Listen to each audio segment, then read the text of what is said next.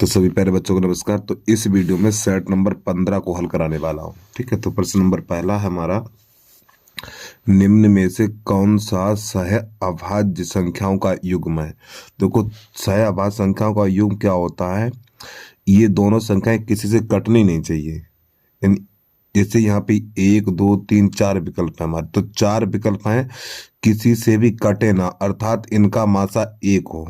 जैसे कि मान लो यही देखो 14 और 35, 14 35 है, ये हमारा 7 से कट जाएगा, तो ये सहभाज्य युग्म नहीं होगा। ये दोनों संख्याएं कटनी नहीं चाहिए आपकी। ठीक है, और समझिए, अब जैसे 31 इक्यावन 31 31 3 93, तो ये भी कट जाए, ये दोनों संख्या 31 से कट जाएंगे, तो ये भी गलत हो जाएगा। अब ये देखो 32 ये 62 है, तो ये दोनों संख्या हमारी 8 वो 2 से कट जाएंगी। ठीक, तो ये भी गलत है। अब ये दोनों संख्याएं किसी से नहीं कटेंगे, 18 25 किसी से भी नहीं कटेगा, तो यही हमारा हो जाएगा आंसर। उम्मीद है आपको समझ में आ गया होगा। यानी सह आवाज संख्याएं एक ऐसा युग्म है जिनका मासा 1 होता है। ठीक है, हमारा प्रश्न नंबर 2 है, समीकरण y बराबर 1 और y बराबर -2 युग्म का हल होगा। तो देखो, जब भी इस प्रकार का, जैसे x बराबर 2 है या y बराबर -2, जब भी इस प्रकार के मान दिए हों आपको, ठीक है, तो कोई है एक हल, दो हल, अपरिमित रूप से अनेक हल होते हैं, अपरिमित रूप से अनेक हल होते हैं। अब प्रश्न नंबर 3 है हमारा, एक अद्वितीय हल यानी x बराबर -1 है और y बराबर 4 है वाले समीकरण का एक युग्म है। अब यहाँ पर हम क्या करेंगे, देखो यहाँ पे दो दो समीकरण दिए हुए हैं, देखो दो समीकरण ये हैं, दो ये हैं, इसी प्रकार यानी हर विकल्प में दो दो समीकरण दिए हुए हैं। अब ये x बराबर -1 और y बराबर 4 इन दोनों में रखेंगे, इन दोनों में रखेंगे तो यहाँ पे देखो 0 है, तो ये 0 के बराबर 0 हो जाएगा और ये भी 0 के बराबर 0 हो जाएगा। अगर ये वाला 0 के बराबर 0 नहीं होता तो फिर x और y के मान इसमें इन दोनों में रखेंगे, इसी प्रकार इन चारों में रखने हैं। ठीक, जो 0 बराबर 0 हो जाएगा वही हमारा विकल्प सही हो जाएगा। चलिए कैसे करेंगे देखना। तो जो हमारा पहला विकल्प है इसमें, ठीक, ये दिया हुआ और यहाँ पे लिखना x बराबर -1 तथा y बराबर 4 रखने पर, अब ये 0 बराबर 0 होने चाहिए हमारे। ठीक है, चलिए अगर 0 बराबर 0 हो गए तो ये सत्य हो जाएगा, हमारा यही विकल्प हो जाएगा। तो x की जगह पे -1 लगाना है, तो देखो -1 प्लस, और y की जगह पे हमें कितना लगाना है, y की जगह पे 4 लगाना है, तो यहाँ पे 4 लगा दो, ये -3 बराबर 0। अब देखिए प्यारे बच्चों, ये -1 है, ये -3 है, तो -1 -3 तो -4 और +4 बराबर 0। तो देखो इससे ये कट जाएगा, तो क्या हो जाएगा, 0 बराबर 0 हो जाएगा। अब ये भी 0 बराबर 0 होना चाहिए, तो यहाँ पर भी x की जगह पे -1 और y की जगह पे 4 लगाएंगे, तो देखो 2 गुणा -1 और माइनस y की जगह पे 4 लगा देंगे और प्लस का 6 और बराबर 0। तो ये -2 और -4 प्लस का 6 बराबर 0 हो जाएगा। अब देखिए आप, ये भी ये दोनों माइनस के हैं, जब ये दोनों माइनस के हैं तो -6 + 6 बराबर 0। अब आपको पता, जब एक प्लस और एक माइनस होता तो कट जाता, तो 0 बराबर 0। तो प्यारे बच्चों, हमारा विकल्प नंबर यानी प्रश्न नंबर 3 का विकल्प नंबर ए ही सही हो जाएगा। क्यों सही हो जाएगा, क्योंकि हमने इन दोनों में x y के मान रखे, तो दोनों पक्ष यानी 0 बराबर 0 0 बराबर 0 हो गए। ठीक, इसलिए हमारा ये विकल्प सही हो जाएगा। अब प्रश्न नंबर 4 है हमारा, उसको देख लीजिए आप। प्रश्न नंबर 4 है, यहाँ पे x + 1/7 सॉरी x है और बराबर है हमारा 7। अब यहाँ पे हमें जो मान ज्ञात करना है, इसका x² + 1/x² का मान ज्ञात करना है। तो इसके दोनों पक्षों को वर्ग कर दीजिए। इसके दोनों पक्षों का जब वर्ग करेंगे हम, देखिए x + 1/x का होल वर्ग और बराबर 7 का वर्ग कर देंगे। ठीक, तो इसका हो जाएगा a² प्लस, देखो इसका हम आंसर, इसका आंसर देखो होगा 47। कितना होगा, 47। ठीक है, लेकिन पूरा करके दिखाई दे रहे हैं हम आपको। x² a² + b² और +2a और j b, ऐसे करके भैया इसका a + b का होल वर्ग खोल देना। ठीक है, बराबर 7 7 49। अब देखिए प्यारे बच्चों, x से x कट जाएगा हमारा, ये तो ये हो जाएगा x² + 1/x² और यहाँ पे प्लस का 2 बचेगा, बराबर 49 हो जाएगा। इस 2 को उधर भेज दो, जब ये 2 उधर जाएगा तो हमारा हो जाएगा x² + 1/x² बराबर 49 माइनस 2, अब घटा दीजिए तो एक्स स्क्वायर प्लस 1/x² बराबर हो जाएगा हमारा 47। तो ये इसका आंसर आ गया। ठीक, तो इस प्रकार प्रश्न को हल करेंगे। चलिए अगला प्रश्न देखिए, प्रश्न नंबर 5 है, उसे कैसे करेंगे हम।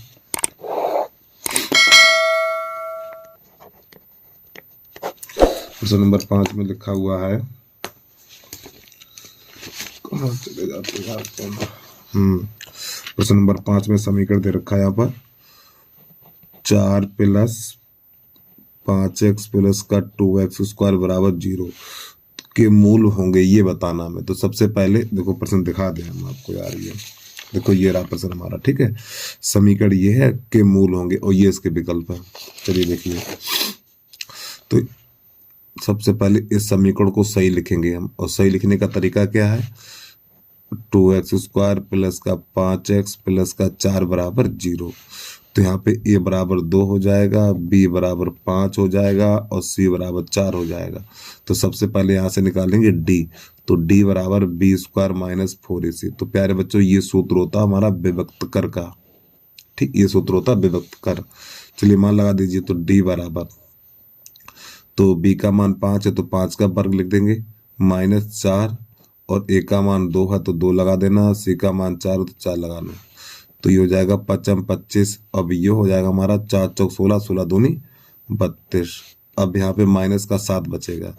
ठीक है, और जब प्यारे बच्चों d का मान माइनस निकले, जब d का मान माइनस निकलता तो लिखेंगे कोई वास्तविक मूल नहीं है, कोई वास्तविक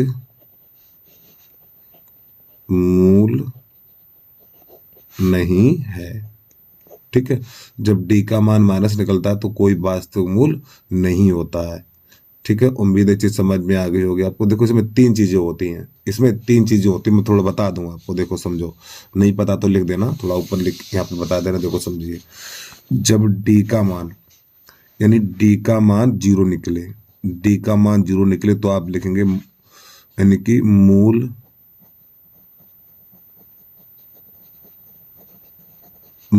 वास्तविक तथा समान, आप ये लिखेंगे। और जब d का मान प्लस निकले, d का मान प्लस निकले तो लिखेंगे मूल वास्तविक तथा असमान। ठीक है, नंबर 3, जब d का मान माइनस निकले, d का मान माइनस निकले तो कोई वास्तविक मूल नहीं है, कोई वास्तविक मूल नहीं है।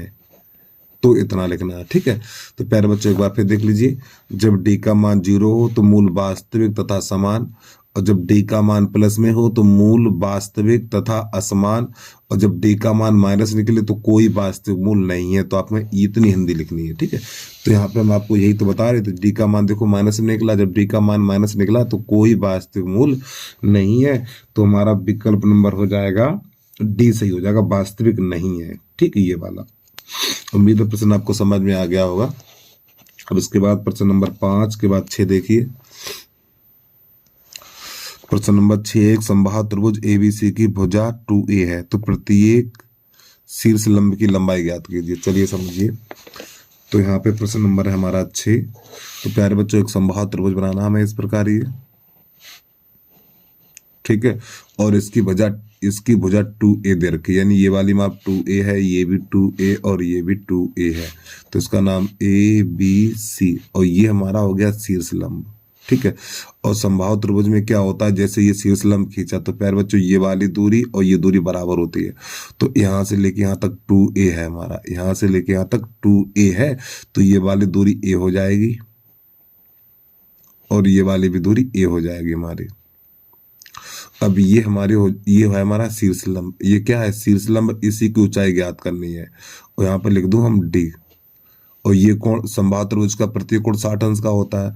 तो प्यारे बच्चों ये कोण 60 अंश का होगा, और ये 60 का होगा, और ये वाला 30 का होगा, और ये 30 का होगा।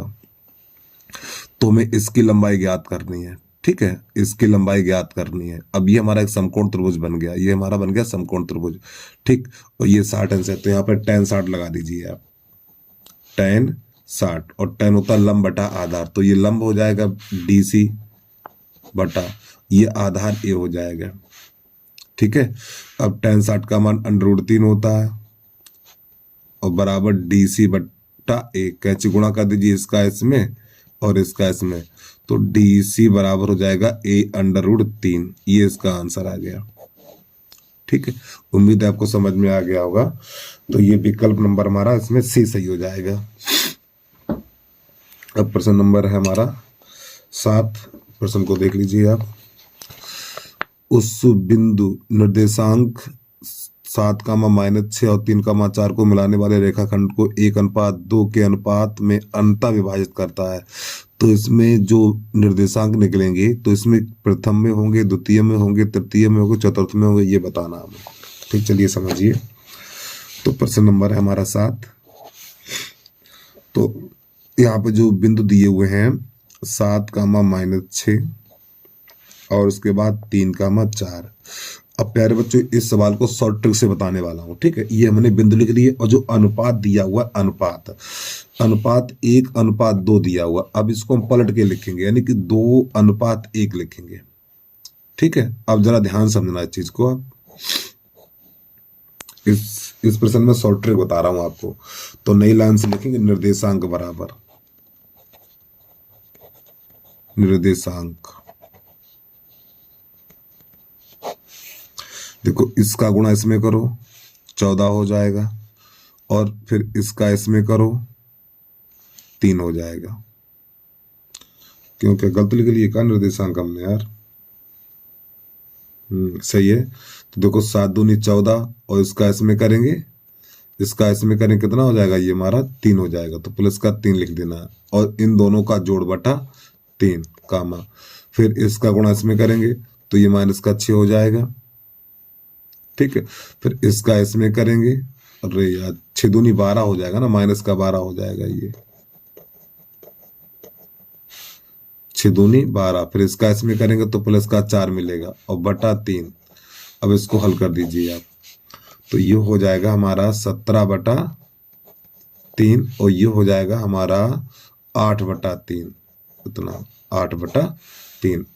अब ये देखो माइनस का चिन्ह है तो माइनस का चिन्ह रहेगा। तो ये निर्देशांक कहाँ मिलते हैं, देखो ये जो चतुर्थांश होता है हमारा, तो इसमें प्लस कामा प्लस, प्रथम में प्लस कामा प्लस होते हैं, द्वितीय में माइनस कामा प्लस होता है, तृतीय में माइनस कामा माइनस होता है और चतुर्थ में प्लस कामा माइनस होता है। अब यहाँ पे चिन्ह देखो, ये प्लस और ये माइनस, ये प्लस और ये माइनस है, तो ये कहाँ जाएगा, चतुर्थांश में जाएगा हमारा। तो इसका विकल्प नंबर हमारा D सही हो जाएगा। ठीक है, अगर आपको ये नहीं समझ में आया है प्यारे बच्चों तो एक काम करिए, इसके लिए सूत्र ये वाला लगा दीजिए। आप देखो तब भी आंसर यही निकल के आएगा। तो देखो मैं ही करके दिखा दे रहा हूँ, 7, -6 और 3, 4 और जो हमारे पास अनुपात है 1:2। ठीक है, चलिए जो अपनी किताब में लगा वैसे ही बता रहा हूँ आपको मैं। तो निर्देशांक बराबर तो सूत्र होता M1x2 प्लस M2x1 बटा M1 प्लस M2 कामा M1/2 प्लस M2/1 बटा M1 प्लस M2। मान लगा दीजिए इसमें। तो देखो M1 का मान कितना 1 है तो यहाँ पे 1 रहेगा, x2 का मान 3 है तो यहाँ पे 3 रहेगा हमारा। ठीक है, और प्लस, और M2 का मान कितना 2 है तो यहाँ पे 2 रहेगा, और x1 का मान कितना 7 है तो यहाँ पे 7 रहेगा, और बटा M1 का मान 1 और M2 का मान 2 कामा। इसी प्रकार यहाँ पे मान लगाने हैं, M1 का मान M है और बाई 2 का मान 4 है तो यहाँ पे 4 लगाना है, प्लस M2 का मान 2 है तो 2 लगाना है। अरे यार M1 है तो M1 का मान 1 है तो यहाँ पे 1 लगाओ, हटाओ M ये, और बाई 1 का मान -6 है तो यहाँ पे -6 लगा दीजिए, और बटे में रहेगा 1 + 2। अब इसको हल कर दीजिए, तो ये तो हो जाएगा 3 + 14/3 और ये हो जाएगा 4 और 6 दूनी 12 माइनस के 12/3। थोड़ा इसको और आगे बढ़ाएंगे तो 17/3 और ये निकलेगा हमारा 8/3। ठीक, ये इसका आंसर आ गया। और हमने यही तो निकाले थे, देखिए ऊपर वाले बिंदु जो निकले हमारे यही तो निकले हुए, 17/3 माइनस 8/3। चाहो तो ऐसे भी कर सकते हो और ऐसे भी कर सकते हो। ठीक है, तो प्यारे बच्चों ये हो जाएंगे चतुर्थांश के निर्देशांक, और ये डी हो जाएगा हमारा, विकल्प नंबर डी सही हो जाएगा। इसको एक काम करिए, इसको एक बार फिर समझ लीजिए आप, इस प्रश्न को एक बार फिर समझ लो। ठीक, दोबारा से इसको हटाओ साइड पे, और ये विकल्प नंबर है हमारा 7वां। इसको दोबारा बता रहा हूँ, ठीक, शॉर्ट ट्रिक से। 7, -6 और 3, 4, और जो अनुपात दिया हुआ, अनुपात को पलट के लिखेंगे। ठीक है, यहाँ पे 2:1 लिखेंगे, तो जो निर्देशांक हो जाएंगे हमारे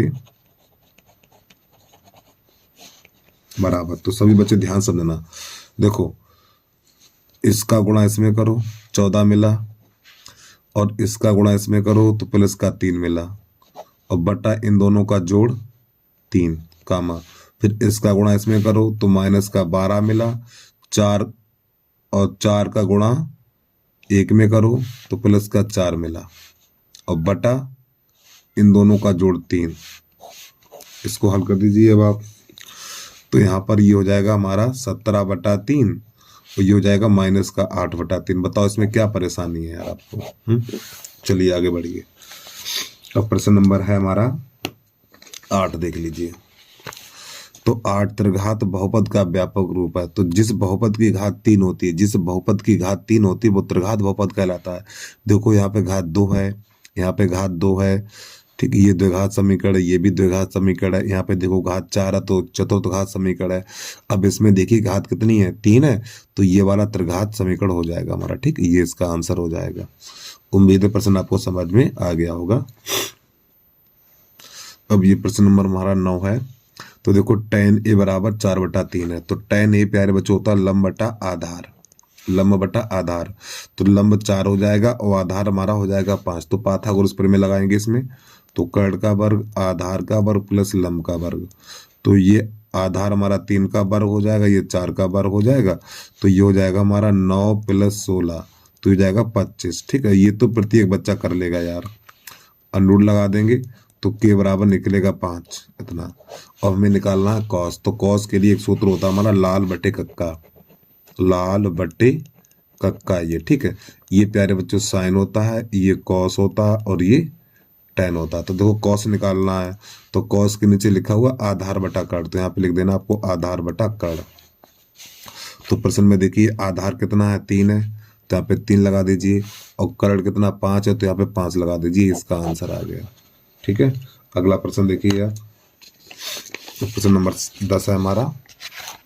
यहाँ पे लिखा हुआ है 7 सेंटीमीटर त्रिज्या वाले एक वृत्त में एक चाप केंद्र पर 108 अंश का कोण अंतरित करता है। तो इस त्रिज्य खंड का क्षेत्रफल कितना होगा। तो देखो समझिए, आर का मान 7 सेंटीमीटर और थीटा का मान 108 अंश है। ठीक है, तो क्षेत्रफल ज्ञात करना है हमें। चलो समझिए, तो प्रश्न नंबर है हमारा 10। तो यहाँ पे आर बराबर 7 सेंटीमीटर है और थीटा बराबर 108। चलिए हल करिए इसको। तो यहाँ पे लिखेंगे त्रिज्यखंड का क्षेत्रफल,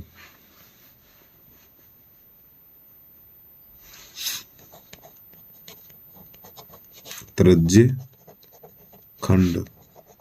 का क्षेत्रफल। एक तो आप लोगों को सूत्र याद नहीं कर पाते हो, ठीक, जो सवाल आता तो देखते लौट पलट के कहाँ सूत्र देखने के लिए मिल जाए। त्रिज्यखंड का क्षेत्रफल पाई r स्क्वायर थीटा बटा 360, ये सूत्र याद कर लीजिए आप। पाई का मान 22/7 लगाना है, ये 7 नीचे निकाल देंगे। ठीक है, और r का मान 7, तो 7 × 7, और थीटा का मान 108 और बटा 360 ये। तो यहाँ पे 7 से 7 कट जाएगा ये। अब ये हमारा 22×7 154, 22×7 और गुणा 108 और बटा 360। अब यहाँ पे प्यारे बच्चों जो इसका आंसर दिया हुआ है पॉइंट में दिया हुआ भाई, ठीक है, इसका गुणा करेंगे फिर इसका भाग लगाएंगे हम।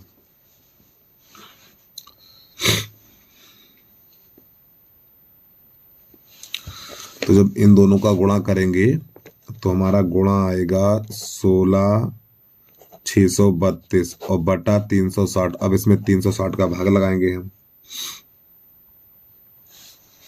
तो हमारा निकल के आएगा 46.2 वर्ग सेंटीमीटर। ठीक है, ये इसका आंसर आ जाएगा। चलिए जल्दी से नोट करिए। प्रश्न नंबर अगला देखिए आप।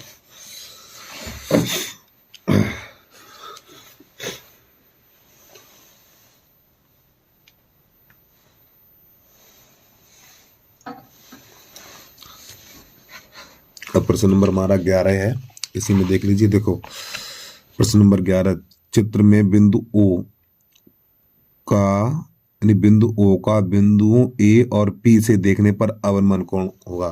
तो देखो जो अवनमन कोण बनता है ऊपर से देखा जाता है।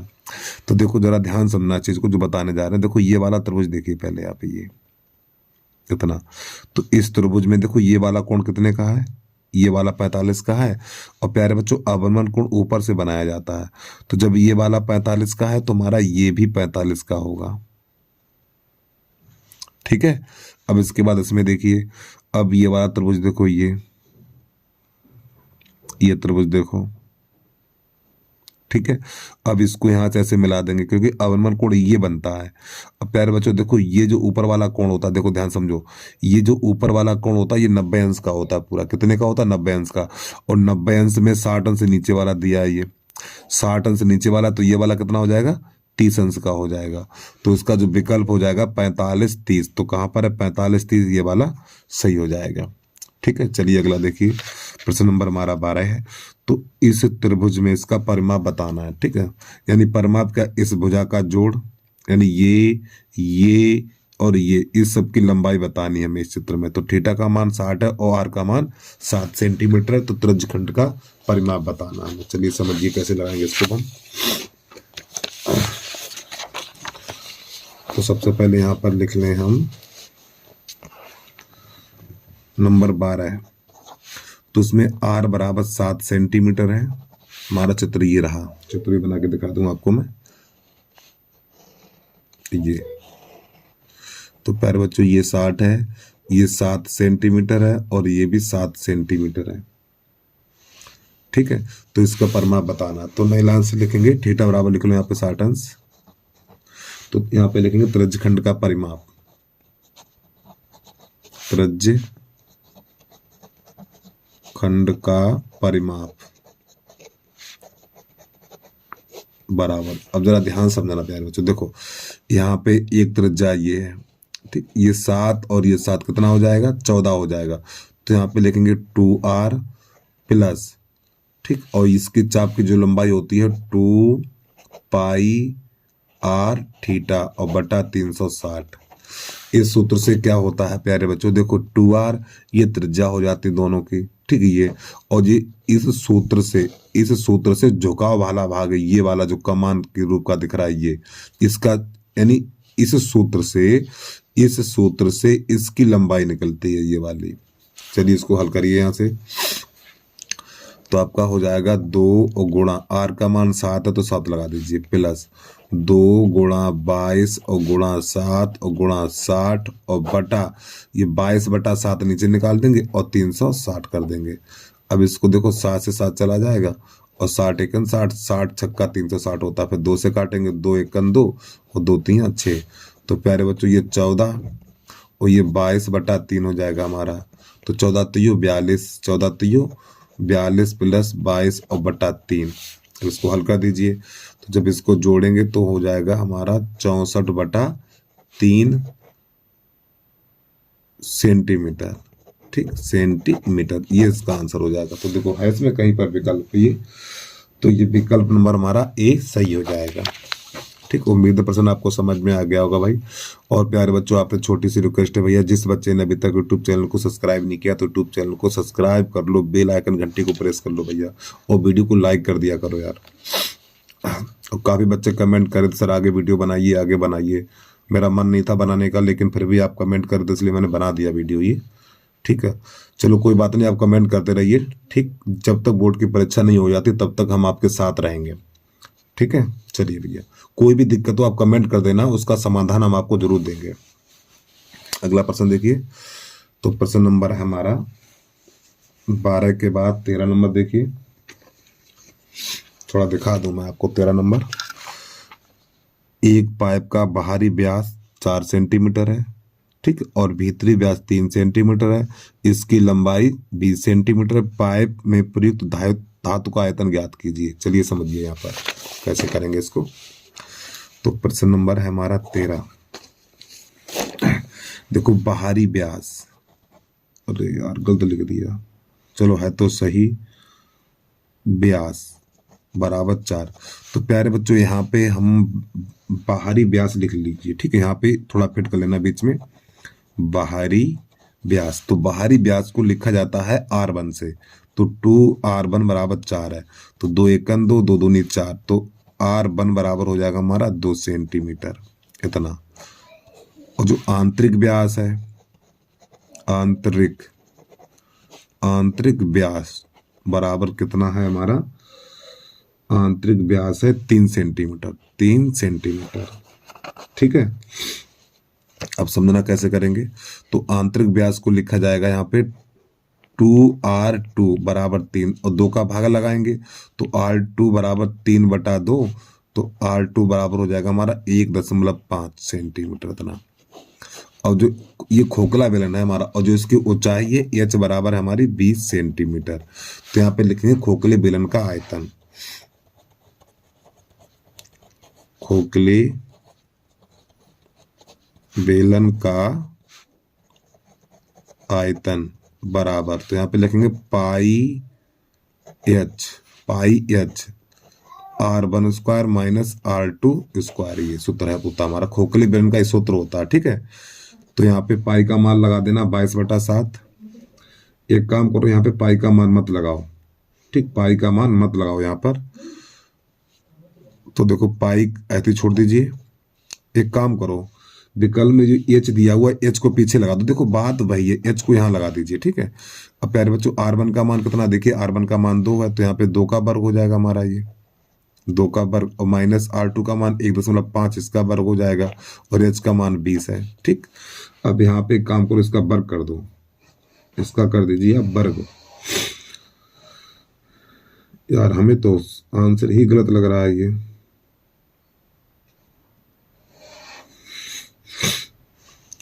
फिलहाल इतना ही, ये वाला विकल्प हो जाएगा, विकल्प नंबर बी हो जाएगा।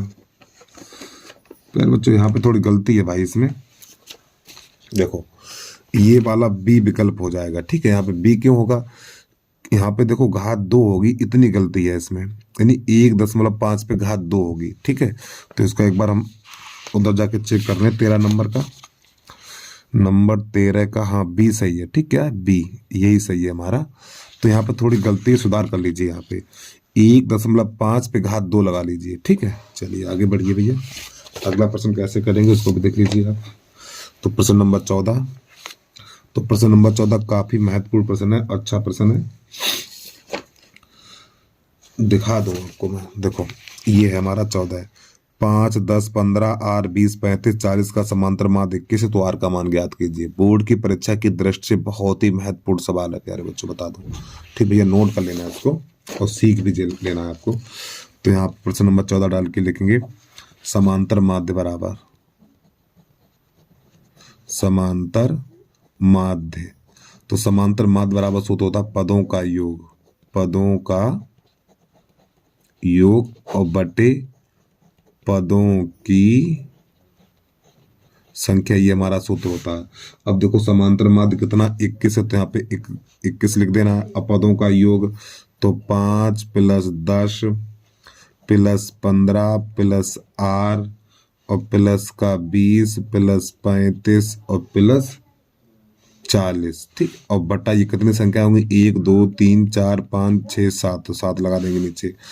अब यहाँ पे हो जाएगा 21 बराबर, अब इन सबको जोड़िए, तो देखो 5 15 5 20 30 30, देखो ये 20 30 30 50 50 में 40 जोड़ेंगे तो 90, और 90 में जोड़ेंगे 35, 90 में जब 35 जोड़ेंगे तो हमारा हो जाएगा 5, 125 हो जाएगा। कितना हो जाएगा, 125। तो प्यारे बच्चों 125 + R और बटा ये 7।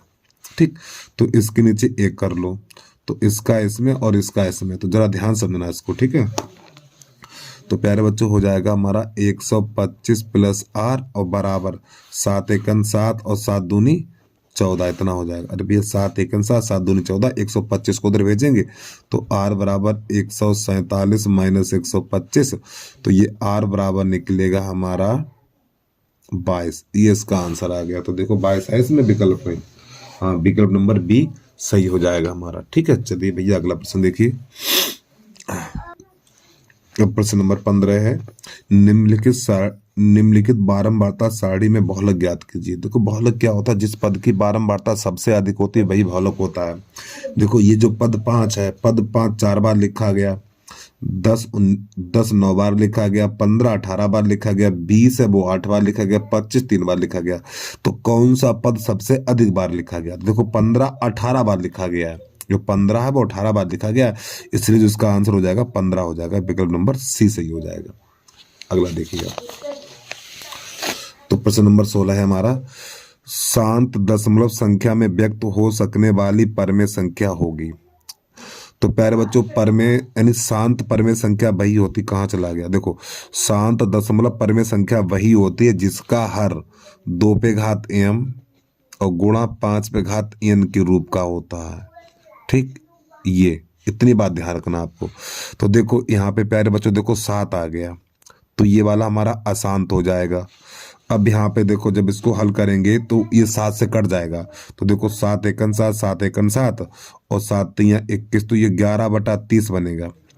ठीक है, तो जब इसके गुणनखंड करेंगे तो आप इसके रूप का नहीं होगा, क्योंकि इसमें 3 आ जाएगा। कितना आएगा? 3। देखो समझो 30 को हम लिख सकते हैं 11/2 गुणा 3 गुणा 5। अब देखो प्यारे बच्चों ये 3 आ गया, इसलिए इसके रूप का ये नहीं है।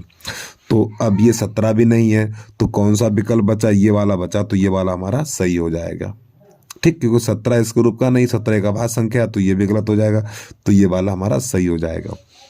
अब इसके बाद अगला देखिए, समीकरण 8 माइनस के एक्स माइनस 2x स्क्वायर बराबर 0 के 2 मूल परिणाम में समान है।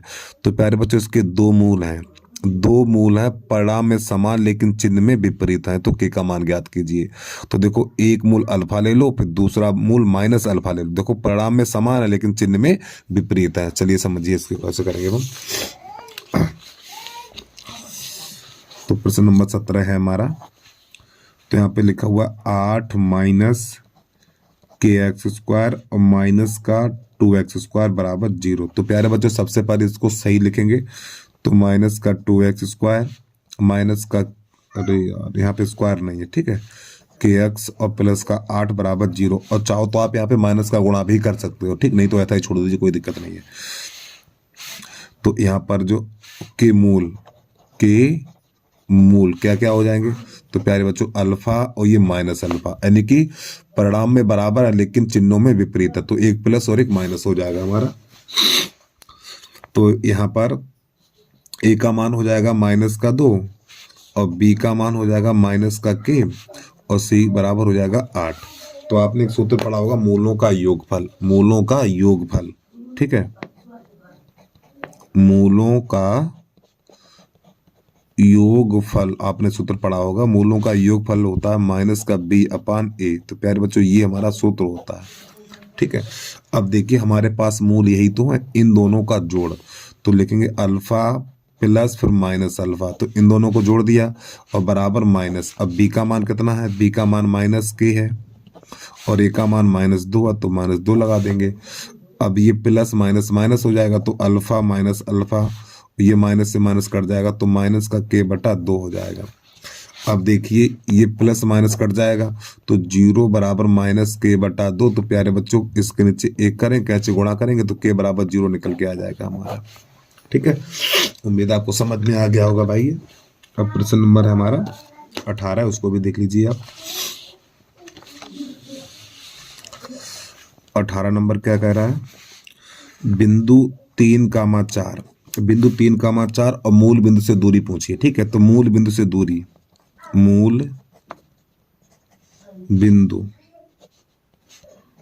से दूरी बराबर, जब देखो कोई बिंदु दिया हो, एक कोई बिंदु दिया हो और मूल बिंदु से दूरी पूछे तो इन्हीं दोनों का वर्ग कर देना है, ठीक। अंडर रूट इधर 3 का वर्ग और 4 का वर्ग, तो हमारा जो होगा 9 + 16, तो ये बन जाएगा 25, और 25 को पता आपको 5 लिखा जाता मात्रक, ये हमारा आंसर हो जाएगा, ठीक है। चलिए 18 के बाद 19 देख लीजिए। 19 यहाँ पे जो दे रखा है 2x² माइनस का 4x प्लस का 1 बराबर 0, ठीक है।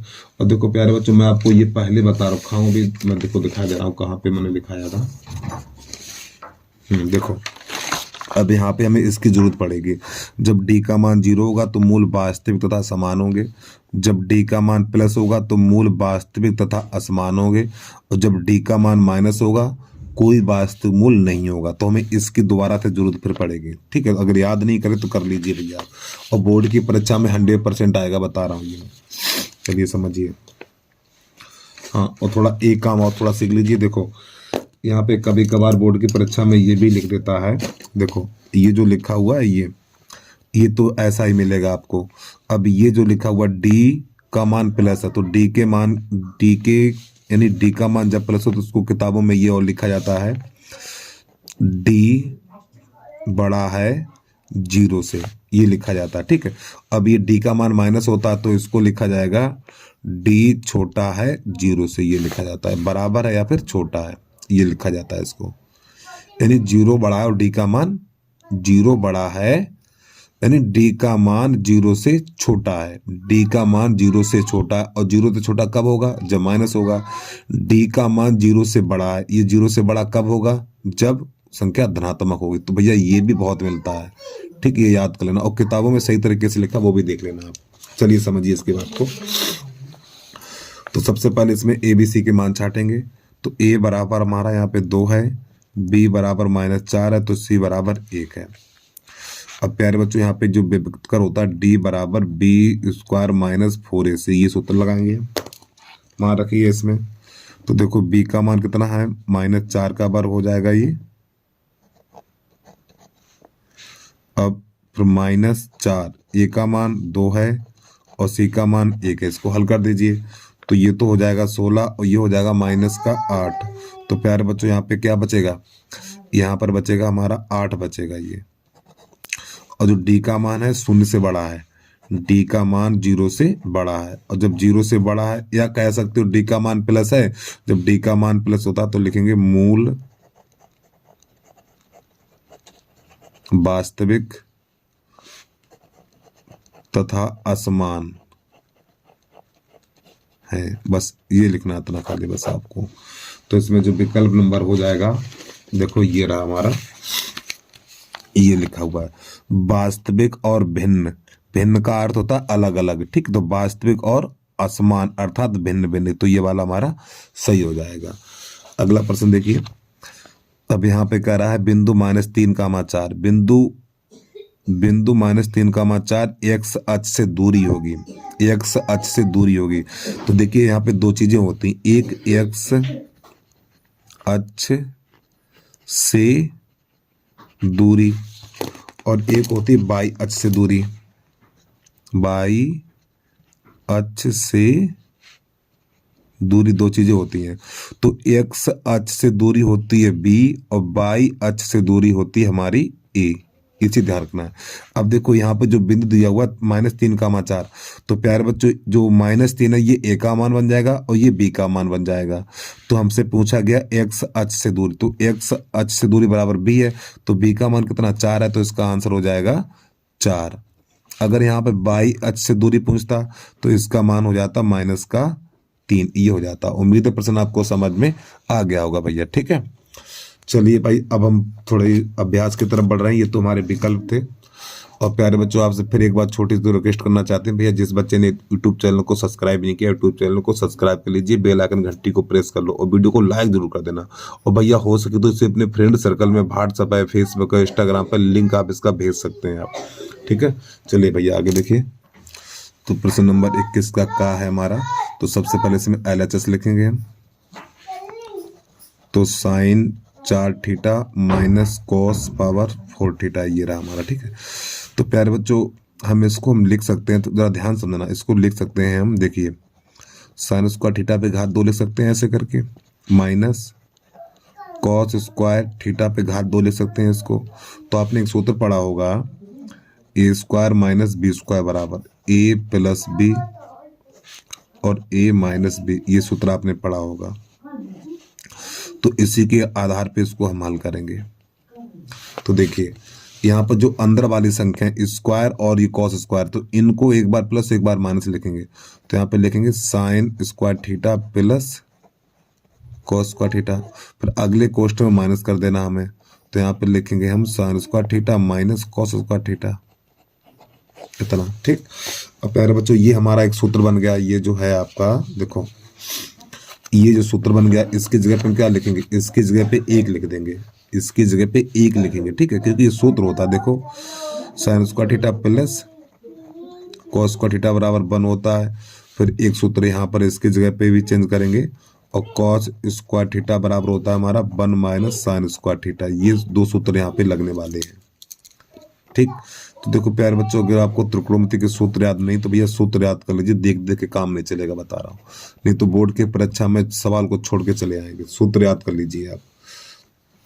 तो इसकी जगह पे 1 लिखेंगे, तो यहाँ पे 1 हो जाएगा। अब यहाँ पर कोष्टक चालू होगा, तो यहाँ पे साइन स्क्वायर को ऐसे लिखेंगे हम। अब ये माइनस, कोष्टक थोड़ा चेंज करेंगे, ठीक, बड़ा कोष्टक लगाएंगे। अब ये कॉस स्क्वायर है, कॉस स्क्वायर की जगह पे 1 माइनस साइन स्क्वायर लिखेंगे, तो 1 माइनस साइन स्क्वायर थीटा ये लिखेंगे। अरे भैया देखो, साइन स्क्वायर को हमने इसकी जगह पे 1 लिख दिया, इसको ऐसे लिख दिया, माइनस का चिन्ह। अब कॉस स्क्वायर की जगह पे ये वाला मान लगा दिया। अब आपको पता है जब कोष्टक से बाहर माइनस का चिन्ह होता है तो अंदर वाले चिन्ह नहीं बदलते हैं। सॉरी, जब कोष्टक से बाहर माइनस का चिन्ह होता है तो अंदर वाले चिन्ह बदल जाते हैं। तो ये लिख दो साइन स्क्वायर। अब एक को हटा देंगे हम, साइन स्क्वायर थीटा, तो -1 और ये minus minus plus sine square theta हो जाएगा हमारा। तो देखो साइन स्क्वायर क्या बन जाएगा, 2 साइन स्क्वायर थीटा -1 हो गया। आंसर निकल के आ गया, यही सिद्ध करना था हमें। तो नीला आंसर लिखेंगे LHS और बराबर RHS हो गया प्रश्न आपका। ठीक है, चलिए प्रश्न को पूरा देख लीजिए एक बार। अब इसके बाद इसका अगला देखिए, खा खरगोश, इसको कैसे करेंगे अब हम। तो यहाँ पे लिख लो 21 का खा खरगोश। तो यहाँ पे 4x प्लस py प्लस का 8 बराबर 0। फिर इसके बाद है हमारा 2x प्लस 2y और प्लस का 2 बराबर 0, ये रहा हमारा। ठीक है, चलिए यहाँ पे देखो लिखा हुआ अद्वितीय हल है। अद्वितीय हल है, तो अद्वितीय हल में क्या होता है, a1 बटा a2 और नॉट इक्वल b1 बटा b2, ये होता है अद्वितीय हल हमारा। चलिए इसको हल करिए। तो यहाँ पे लिखेंगे 4/2 नॉट इक्वल p बटा 2। ठीक, तो प्यारे बच्चों जो कट जाए उसे काट दिया करो, तो 2 से 2 कट जाएगा हमारा। तो यहाँ पे p नॉट इक्वल 4, ये इसका आंसर आ जाएगा। ठीक है, चलिए भैया अगला देखिए।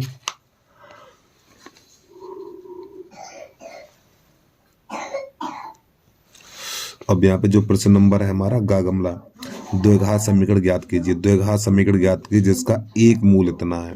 ठीक, अब जरा ध्यान समझना कैसे करेंगे इसको हम। तो जो इसका एक मूल है हमारा, यानी अल्फा बराबर मान लो अल्फा बराबर 1 प्लस √2, ये मान लो एक मूल हो गया। ठीक है, और प्यारे बच्चों दूसरा मूल क्या होगा, दूसरा मूल, तो देखो जब भी इस प्रकार का मूल दिया हो तो एक मूल ये है, तो दूसरा मूल 1 माइनस √2 हो जाएगा, इसका सहगुणी हो जाता है दूसरा मूल, ध्यान रखना। ठीक है, जब भी इस प्रकार का कोई मूल है तो बीच में माइनस का चिन्ह आपको लगा देना है। तो अल्फा का मान इतना हो जाएगा, बीटा का मान इतना हो जाएगा।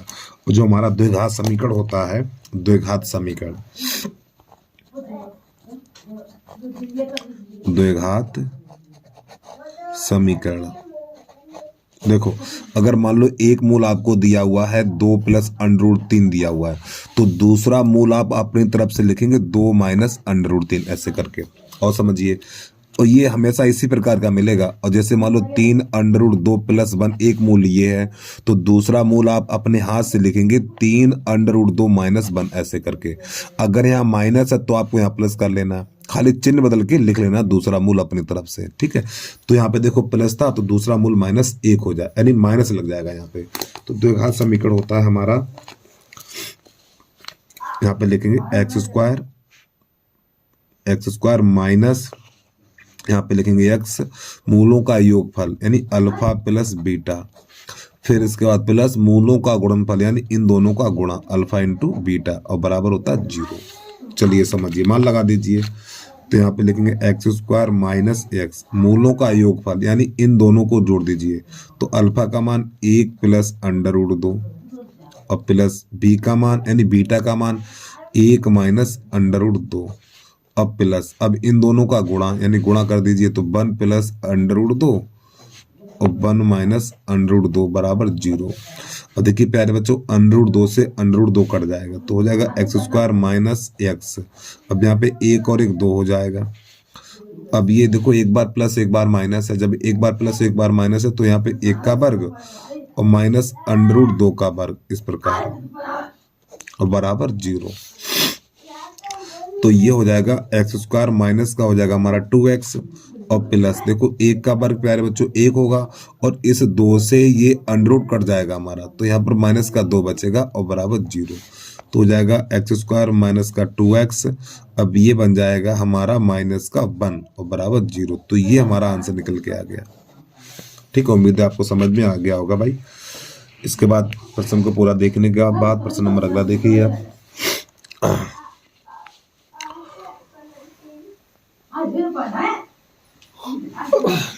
अब प्रश्न नंबर है हमारा घा घड़ी, उसको भी देख लीजिए आप। 21 का घा। तो प्रश्न नंबर घा घड़ी है हमारा, 10 मीटर लंबी एक सीढ़ी, 10 मीटर लंबी एक सीढ़ी एक दीवार पर टिकाने पर भूमि से 8 मीटर की ऊंचाई पर स्थित एक खिड़की तक पहुंचती है। दीवार के आधार से सीढ़ी की निचले सिरे की दूरी ज्ञात कीजिए। चलिए समझिए। तो देखो यहाँ पे 10 मीटर लंबी सीढ़ी है और ये हमारी दीवार की ऊंचाई है, तो उसका आधार बताना है। सरल सवाल है, कैसे करेंगे देखना। तो प्यारे बच्चों, ये हमारी सीढ़ी है और ये ये दीवार है और ये सीढ़ी है और ये सीढ़ी का निचला सिरा ये वाला, ठीक है। तो सीढ़ी की लंबाई 10 है और दीवार की ऊंचाई 8 मीटर है, सभी मीटर में होगा ये, ठीक है। तो मैं ये वाली दूरी ज्ञात करनी है, तो यहाँ लिख लो A, यहाँ लिख लो B, यहाँ लिख लो C, ये 90 अंश का कोण। तो इसमें लगा दो पाइथागोरस प्रमेय। क्या परेशानी है इसमें यार, ये वाली दूरी पाइथागोरस प्रमेय लगा दो। तो यहाँ पे लिखो समकोण त्रिभुज,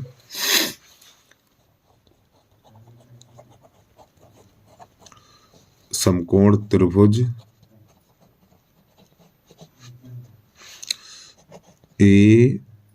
ABC में पाइथागोरस प्रमेय, ठीक है।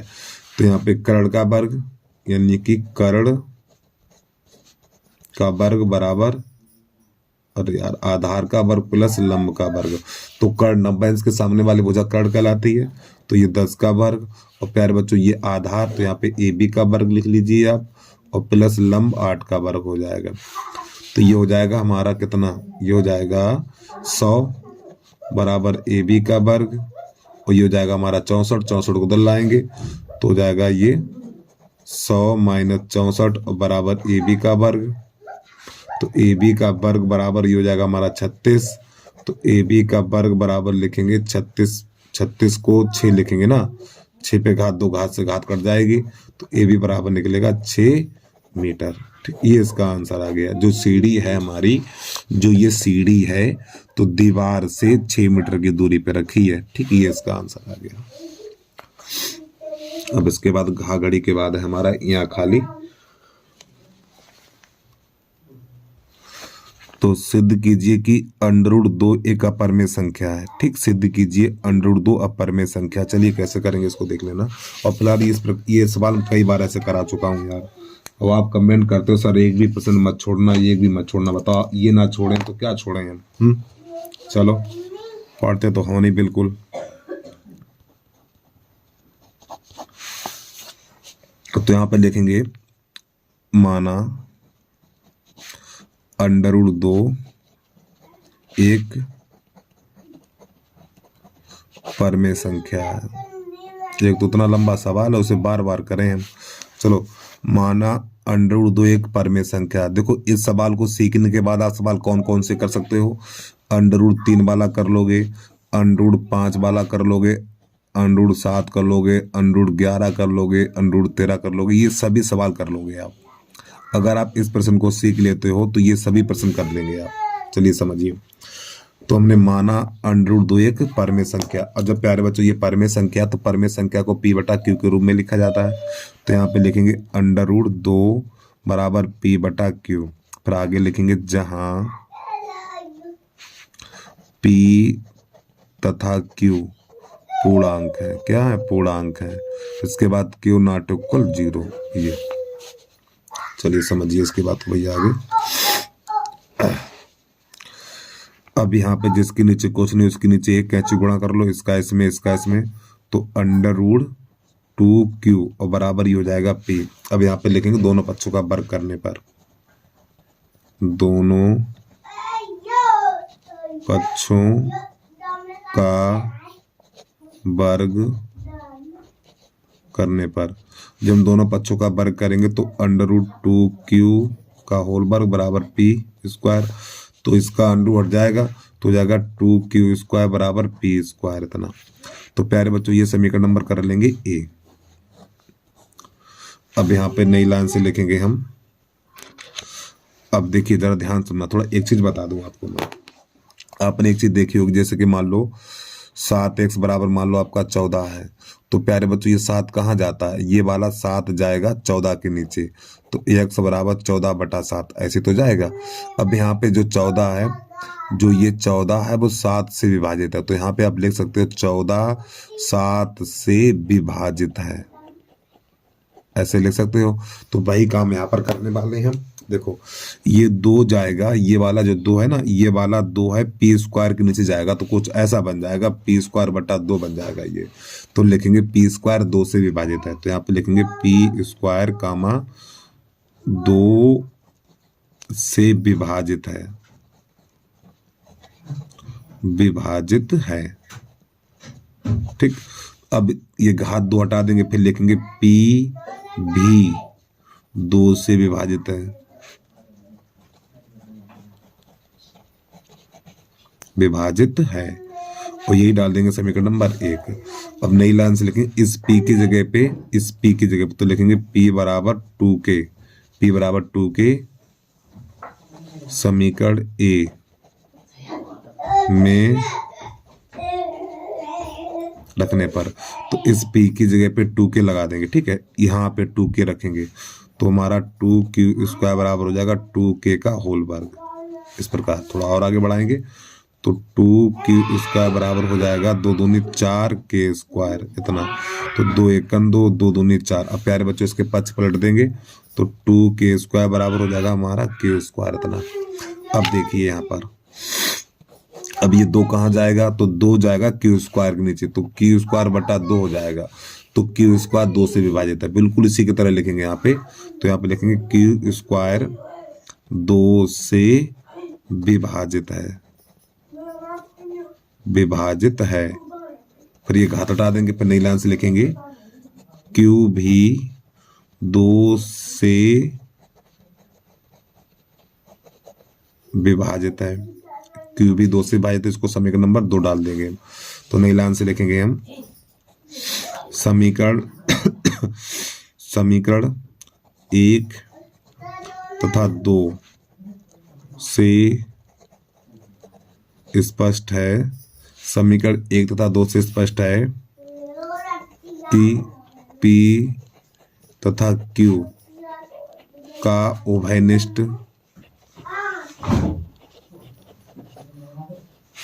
गुणनखंड, उभयनिष्ठ गुणनखंड कितना है? 2 है, 2 है। अतः अंडर रूट 2 एक परमेय संख्या है, परमेय संख्या है। लेकिन विरोधाभास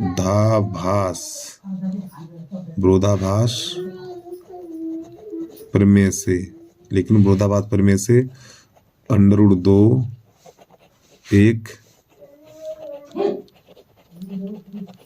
अपरिमेय संख्या है। ये इसका आंसर आ गया। ठीक है, इतना करना है इसमें। तो भैया इस प्रश्न को अगर आपने सीख लिया तो ये सभी प्रश्न आप अपने आप कर सकते हो। ये वाले बिल्कुल यही चीजें थे, खाली आपको संख्या चेंज करनी है। यहाँ पे 2 है तो यहाँ पे 3 कर लो, यहाँ 3 कर लो, यहाँ 3 कर लो, यहाँ 3 कर लो, यहाँ 3 कर लो, यहाँ 3 करो, यहाँ 3 करो, अब यहाँ पे 3 करो, यहाँ 3 करो, यहाँ 3 करो, यहाँ पे 9 करो। ठीक है, फिर यहाँ पे 3 करो, फिर यहाँ पे 3 करो। हर जगह संख्या चेंज करनी है, आपको कुछ नहीं करना है, खाली संख्या चेंज करनी। सवाल हिंदी पूरी सेम आपको यही रखनी है, और ज्यादा 3-4 सवाल लगा लो, सब सीख जाएंगे आप। चलिए अगला प्रश्न देखिए कैसे करते हैं हम। अब अगला प्रश्न जो है हमारा, चलो प्रश्न दिखा दें आपको। देखो ये रहा हमारा अगला प्रश्न।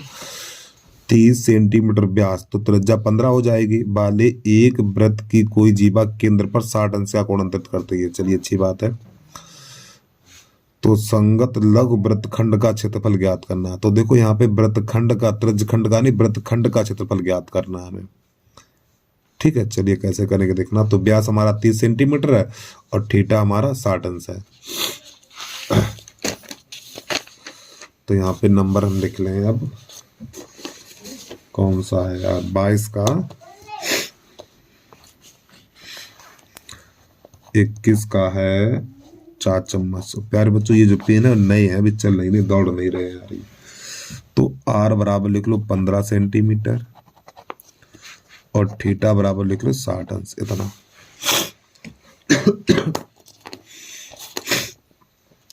तो यहाँ पे लिखेंगे लघु वृत्तखंड का क्षेत्रफल, लघु वृत्तखंड का क्षेत्रफल बराबर, सूत्र होता है हमारा पाई आर स्क्वायर थीटा बटा 360 minus 1/2 R square sine theta. Theta चलो 60 लिख दिया, कोई दिक्कत नहीं है। फिलहाल यानी कि यहाँ पे साइन थीटा लिखेंगे और फिर थीटा की जगह पे 60 लिख देंगे। ठीक है, चलो थीटा लिख लो, आप पहले सूत्र लिख लो, थीटा लिखो। ठीक है, यहाँ पर चलिए मान लगा दीजिए इसमें। तो यहाँ पे जब इसको हम हल करेंगे तो पाई का तो मान लगा दीजिए भैया 22/7। एक काम करो, पाई का मान 10.12 लगाओ इसमें, क्योंकि यहाँ पे 7 कटेगा नहीं। तो पाई का मान हो जाएगा 3.14 और आर का मान 15, तो 15 गुणा 15 और थीटा का मान 60 अंश और बटा 360 माइनस 1/2। फिर यहाँ पे 15 गुणा 15, फिर यहाँ पे लिखेंगे गुणा साइन 60 लिख देना। ठीक है, चलिए 60 ही है यार ये। हाँ ठीक, हल कर दीजिए इसको। तो देखो 60 एकन 60, 60 छक्का इतना हो जाएगा। फिर 3 से काटेंगे, 3 दूनी 6 और 3 पंजे 15 हो जाएगा हमारे पे। 2 से काटो इसको, 2 एकन 2, तो ये हमारा 2 एकन 2 दशमलव 2 पंजे 10, 2 सत्ते 14, तो 1.57 और गुणा 15 पना 75 माइनस इधर 1/2। अब ये 15 15 हम 225 और 60 का मान √3/2 इतना। अब इसका गुणा करेंगे हम। गुणा काफी लंबा हो गया यार।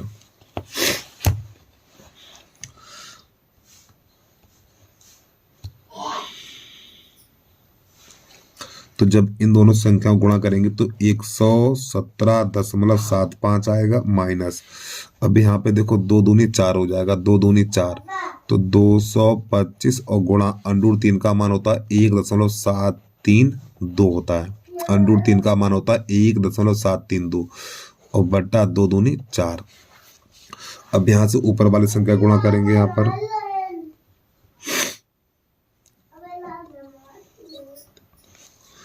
तो पहले तो ये लिख लो 117.75 माइनस इन संख्याओं का जब गुणा करेंगे तो हमारा 389 दशमलव हो जाएगा 7 ये। ठीक है, और पीछे 0 भी लग जाएंगे, वो 0 लिखे जाएंगे और बटा 4। अब इसमें 4 का भाग लगाना हमें, तो ये निकलेगा हमारा 117.75 और माइनस 97.425 इतना ये निकलेगा हमारा। अब यहाँ पे देखो दशमलव से पीछे खाली 2 ही अंक लिखो, दशमलव से पीछे खाली 2 अंक लिखो, ठीक है। तो अब इसमें से घटा दीजिए। अब घटाना तो आपको आता ही होगा भाई, ये घटाना नहीं आता तो बहुत गलत बात है यार, तो पढ़ना ही बेकार है, फिर घटाना नहीं आता तो आपको। तो जब इन दोनों को आपस में घटाएंगे तो हमारा निकलेगा 20.325, ये निकलेगा वर्ग सेंटीमीटर, ये आ जाएगा इसका आंसर, ठीक है। तो इसका आंसर एक बार मैच कर लें, कहाँ पर है या 21 का 4 चम्मच, हाँ ठीक सही है। देखो समझो 21 के 4 चम्मच में यहाँ पे देखो ये दे रहा आंसर 20.44 दे रहा हमारा, ये भी आंसर ठीक है और ये भी सही है, कोई दिक्कत नहीं, कोई गलत नहीं करेगा यार आपका, ठीक है। चलिए समझिए, जल्दी से नोट कर लीजिए इसको, आगे देखिए। अब इसके बाद प्रश्न नंबर है हमारा 22 का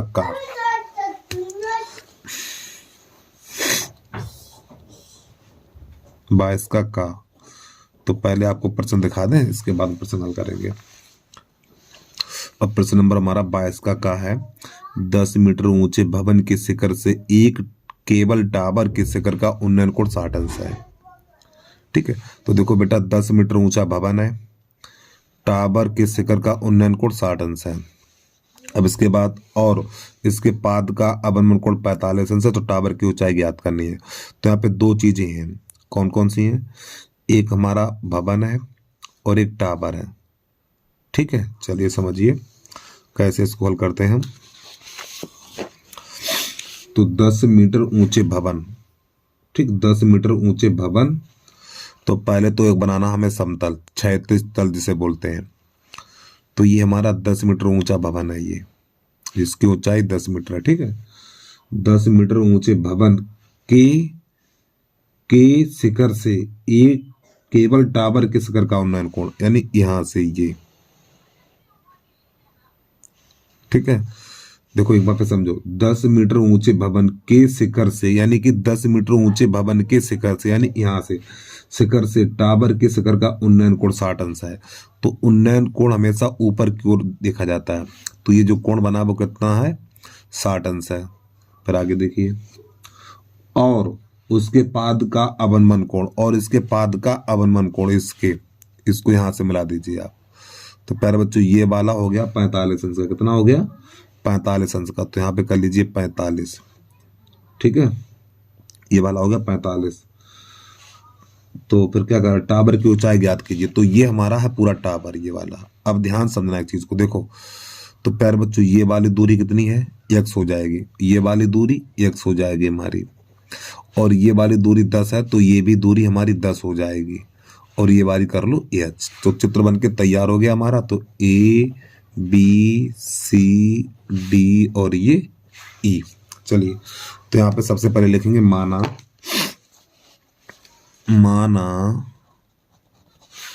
AE एक भवन है, AE एक क्या भवन है, और BD क्या है, BD एक केबल टावर है, या टावर लिख दो, ठीक है। तो यहाँ पे लिख दो BD एक टावर है, BD एक टावर है। तो यहाँ पे लिखेंगे समकोण त्रिभुज,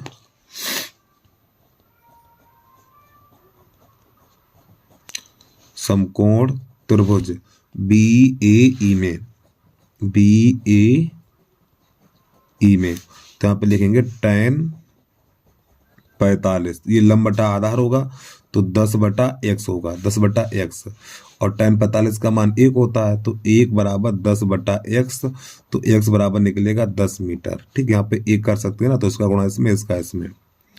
तो प्यारे बच्चों इसे x का मान 10 मीटर निकल के आ गया। अब ये समकोण त्रिभुज लेंगे ऊपर वाला, तो समकोण त्रिभुज ECD में, तो यहाँ पे लिखेंगे हम समकोण त्रिभुज यार ECD में, ठीक, यहाँ पे E है, ठीक, ECD में।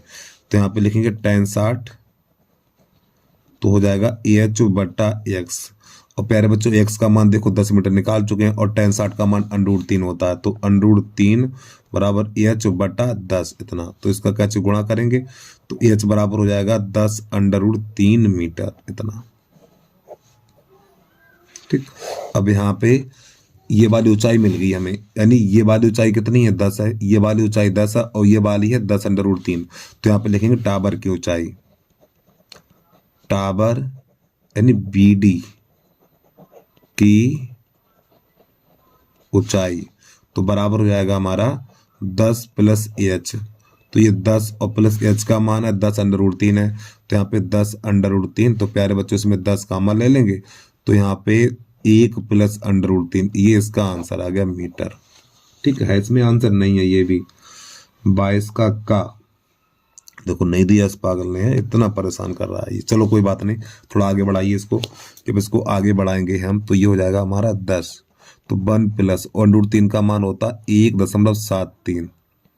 ठीक, अब इसमें जब इसे जोड़ेंगे तो प्यारे बच्चों ये हो जाएगा हमारा 2.73 और ये गुणा 10 इतना। अब इसमें 10 का गुणा करेंगे तो ये हो जाएगा 200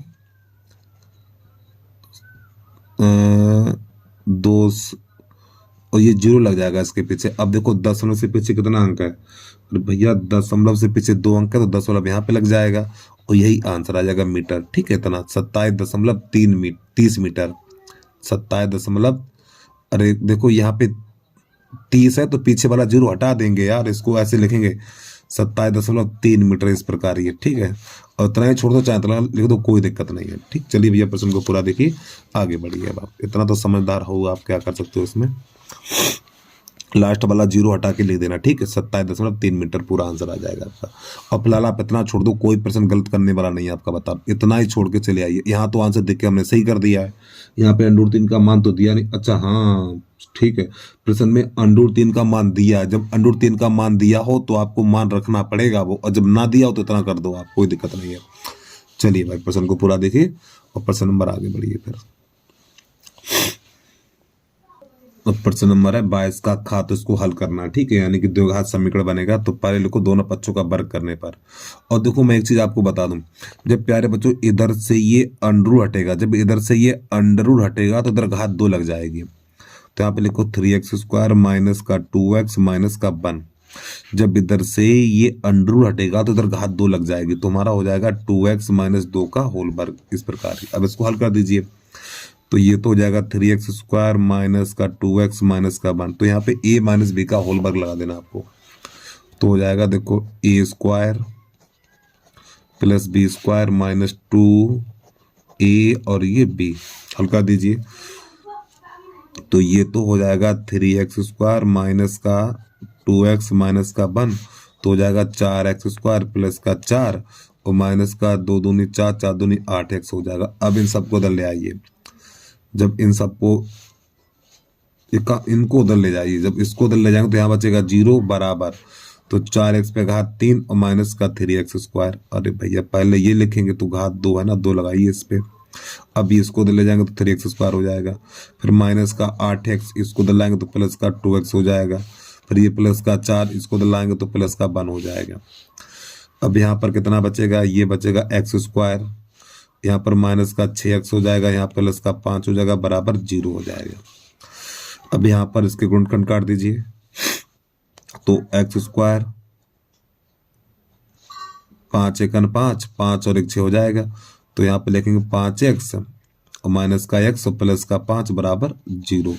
तो यहाँ से x कामन लेंगे तो x माइनस 5, यहाँ से माइनस 1 कामन लेंगे, x माइनस 5 बराबर 0।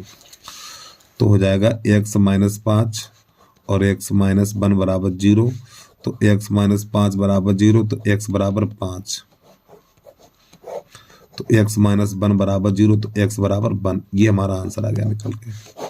ठीक है, तो उम्मीद है प्रश्न आपको समझ में आ गया होगा। अब इसके बाद इसका अगला देखिए, प्रश्न नंबर है इसका, तो प्रश्न नंबर 22 का गा, तो यहाँ पर लिखेंगे √2x प्लस 9। और प्यारे बच्चों देखो यहाँ पे माइनस, अगर ये माइनस है, देखो ये -3 है, -3 तो उधर 100% जाएगा, ये तो इसको हम ले जाएंगे, ये तो जाएगा ही जाएगा उधर। लेकिन अगर ये यहाँ पर माइनस का चिन्ह है अगर यहाँ पर आपका माइनस का चिन्ह है तो ये भी संख्या उधर जाएगी, अगर यहाँ प्लस का होता तो ये नहीं ले जाते उधर हम, ये बात ध्यान रखना।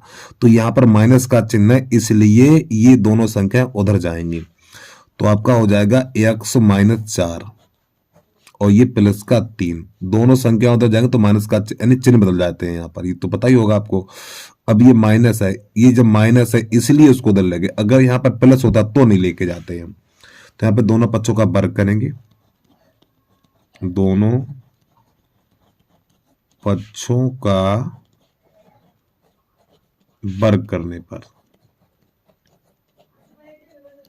जब इसमें दोनों पक्षों का वर्ग करेंगे तो हमारा हो जाएगा 2x + 9,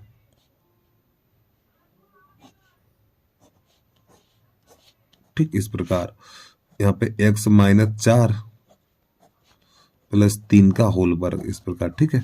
तो पहले बच्चों इस 2 से ये कट जाएगा, तो यहाँ पे 2x + 9 और बराबर यहाँ पे a + b का होल वर्ग लग जाएगा हमारा, तो a²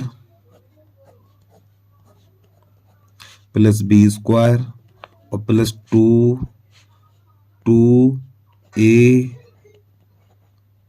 और ये b, इसको हल कर दीजिए तो हो जाएगा ये 2x + का 9 और बराबर इस 2 से ये अंडू कट जाएगा तो x-4 हो जाएगा और प्लस 3 × 9 और प्लस 3 दूनी 6, 3 दूनी 6 x-4 इतना। अब ये 9 से 9 कट जाएगा हमारा। अब इन दोनों संख्या को उधर लेके आएंगे तो हो जाएगा 2x - x + का 4 और बराबर यहाँ बचेगा 6 √ x-4 इतना। चलिए आगे समझिए, तो यहाँ पे हो जाएगा x + 4 और बराबर 6 √ x-4। अब पुनः दोनों पक्षों का वर्ग करेंगे तो यहाँ पे लिख लो पुनः दोनों पक्षों का वर्ग करने पर, जब पुनः दोनों पक्षों का वर्ग करेंगे तो x + 4 का होल वर्ग बराबर 6 √ x-4 इसका होल वर्ग, तो हो जाएगा x² प्लस ये 16 हो जाएगा प्लस का 8x हो जाएगा बराबर। अब इसका होल वर्ग करेंगे तो 6 का 36 हो जाएगा और इसका अंडू हट जाएगा तो x - 4 हो जाएगा। तो यहाँ पे x² प्लस का 16 प्लस का 8x, इधर से आना घूम के लगे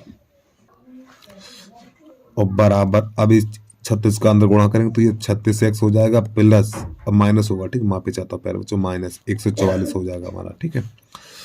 अब इन सबको उधर लाएंगे तो हो जाएगा x² प्लस का 8x और माइनस का हो जाएगा 36x ये वाला, ठीक है। अब ये प्लस का 16 ये भी प्लस हो जाएगा हमारा, ये कितना हो जाएगा, अरे बोलो ना, हाँ 144 हो जाएगा बराबर 0। अब हो जाएगा ये x² तो ये माइनस का 28 बचेगा, अब ये प्लस का हो जाएगा हमारा 160 और बराबर 0।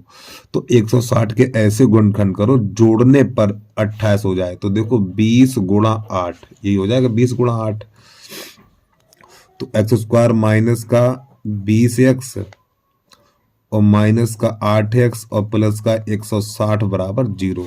तो यहाँ से x कॉमन लेंगे तो x - 20, यहाँ से माइनस का 8 कॉमन लेंगे तो x - 20 और बराबर 0। तो x - 20 और x - 8 बराबर 0, तो x बराबर 20 निकलेगा, फिर एक x बराबर निकलेगा 8। तो यही दोनों हमारे आंसर निकल के आगे, ठीक। और यही आंसर दिए हैं विकल्प में हमारे यानी आंसर टेबल में। चलिए भाई जल्दी से नोट कर लीजिए, अगला प्रश्न देखिए आप। तो यहाँ से इसकी स्टार्टिंग करेंगे आप। और प्यारे बच्चों आपसे छोटी सी भैया विनती है, हमारा जो एक फेसबुक पेज है, ठीक, उसका लिंक फेसबुक और इंस्टाग्राम पेज है, इसी पे लिंक दे देंगे, तो वहां से जाके भैया फॉलो जरूर कर लेना आप। थोड़ी रिक्वेस्ट है भैया, कर लेना ठीक है बच्चे, ठीक है।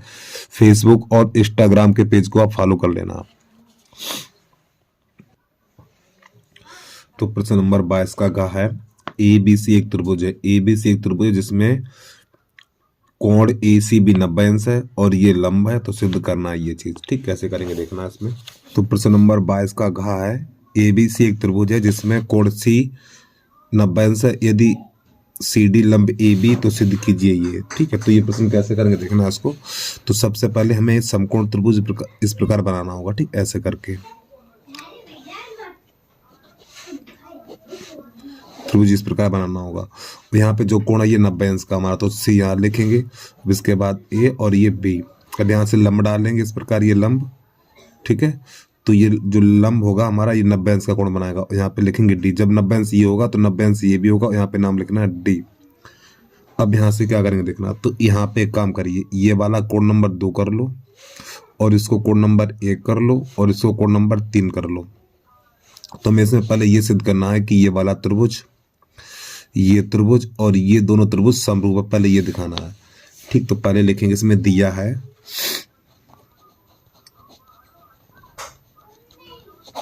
है त्रिभुज ए बी सी में कोण सी बराबर 90 अंश, ठीक। यानी ये कोण पूरा है हमारा वो 90 अंश का है, ठीक है। फिर इसके बाद सी डी लंब ए बी, और ये हमारा लंब है, तो ये 90 अंश का कोण इधर वाला होगा और 90 अंश का इधर होगा। अब यहाँ पे हमें क्या करना है और सिद्ध करना है, वो भी लिख लीजिए यहाँ पर, सिद्ध करना है। तो इसमें सिद्ध क्या करना है, जो इसमें ये लिखा हुआ है आपका, ये सी डी का वर्ग बराबर B D into A D, ये सिद्ध करना है हमें। अब सभी बच्चे हो जाओ तैयार भैया, ठीक। कैसे करते देखना। तो सबसे पहले यहाँ पर हम क्या करेंगे, तो यहाँ पे त्रिभुज ए बी सी ले लो, त्रिभुज ए बी सी में, ठीक। ऊपर डाल के लिखेंगे त्रिभुज ए बी सी में त्रिभुज के तीनों कोणों का योग 180 अंश होता है। तो यहाँ पे लिखेंगे कोण ए प्लस कोण बी प्लस कोण सी बराबर 180 अंश। तो पहले बच्चों कोण ए की जगह पे 1 लगा देना है, ठीक। कोण 1 और बी की जगह पे कोण 3 लगा देना है, और सी की जगह पे लगा देना 90 बराबर 180 अंश। अब 90 को उधर भेजेंगे तो कोण 1 प्लस कोण 3 बराबर हो जाएगा 90 अंश। ये हमारा निकलेगा समीकरण नंबर पहला। अब इसके बाद अब हम ये वाला त्रिभुज लेंगे, ये वाला, ठीक। ये वाला त्रिभुज लेंगे, तो यहाँ पे लिखेंगे समकोण त्रिभुज। ये समकोण त्रिभुज ही है क्योंकि यहाँ पे 90 अंश है ना कोण, ये या त्रिभुज लिख लो आप, ठीक है। त्रिभुज ए डी सी में, तो यहाँ पे लिखेंगे, अरे भैया देखो इसमें 3 कोण है, 1 90 और ये 2, तो इन तीनों कोणों का योग 180 अंश।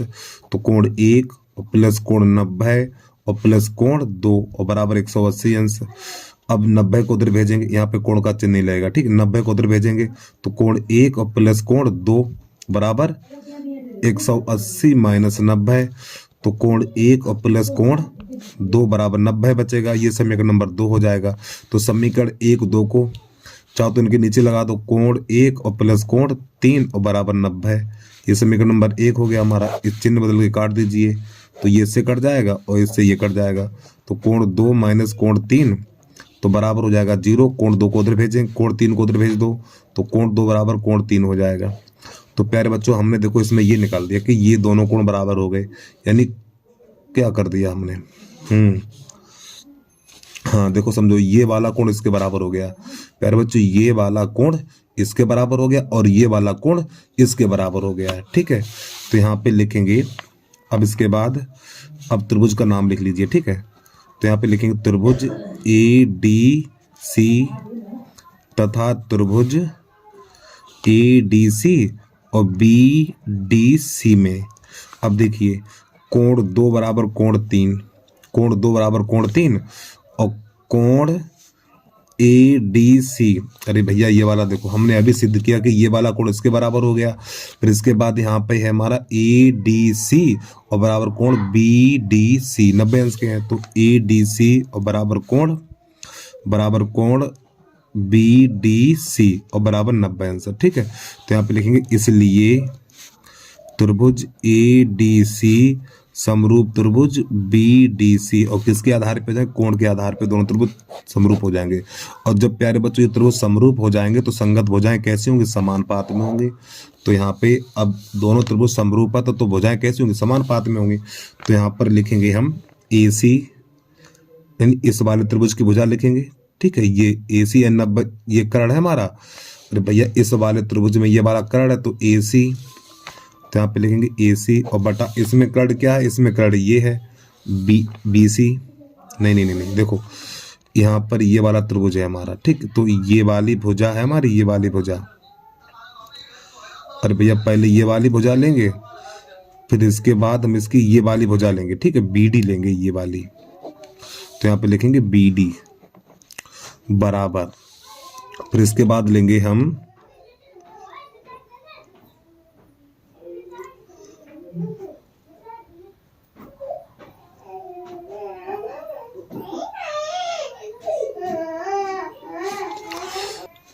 यार ये अनुपात गलत ले लिया हमने, ठीक है, ये नहीं लेंगे, देखो समझो।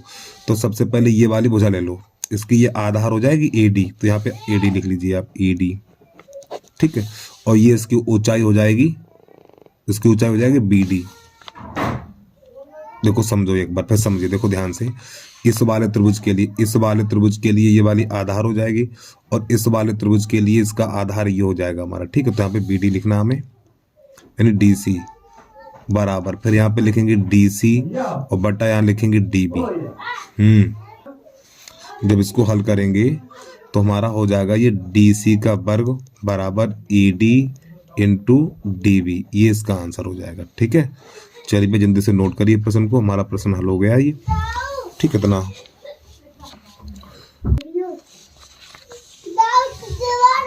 अब इसके बाद अगला प्रश्न देखिए आप। अब इसके बाद जो हमारा अगला प्रश्न है, इसका 5वां, वो भी देख लीजिए आप। यहाँ से ये वाला रहेगा प्रश्न हमारा, ठीक है। ये तो बिंदु इतने इतने से बनने वाले त्रिभुज का क्षेत्रफल इतना, तो ये सिद्ध करना हमें, ठीक। चलिए समझिए। तो पहले यहाँ पर बिंदु लिख लेंगे हम। ये जो हमारा प्रश्न है 22 का है 5वां। यहाँ पे जो बिंदु लिखा हुआ है हमारा, बिंदु ए यानी x कामा y और b 1 कामा 2 तथा c 2 कामा 1। तो यहाँ पे लिखेंगे त्रिभुज का क्षेत्रफल, त्रिभुज का क्षेत्रफल। तो 1/2 x1 प्लस x2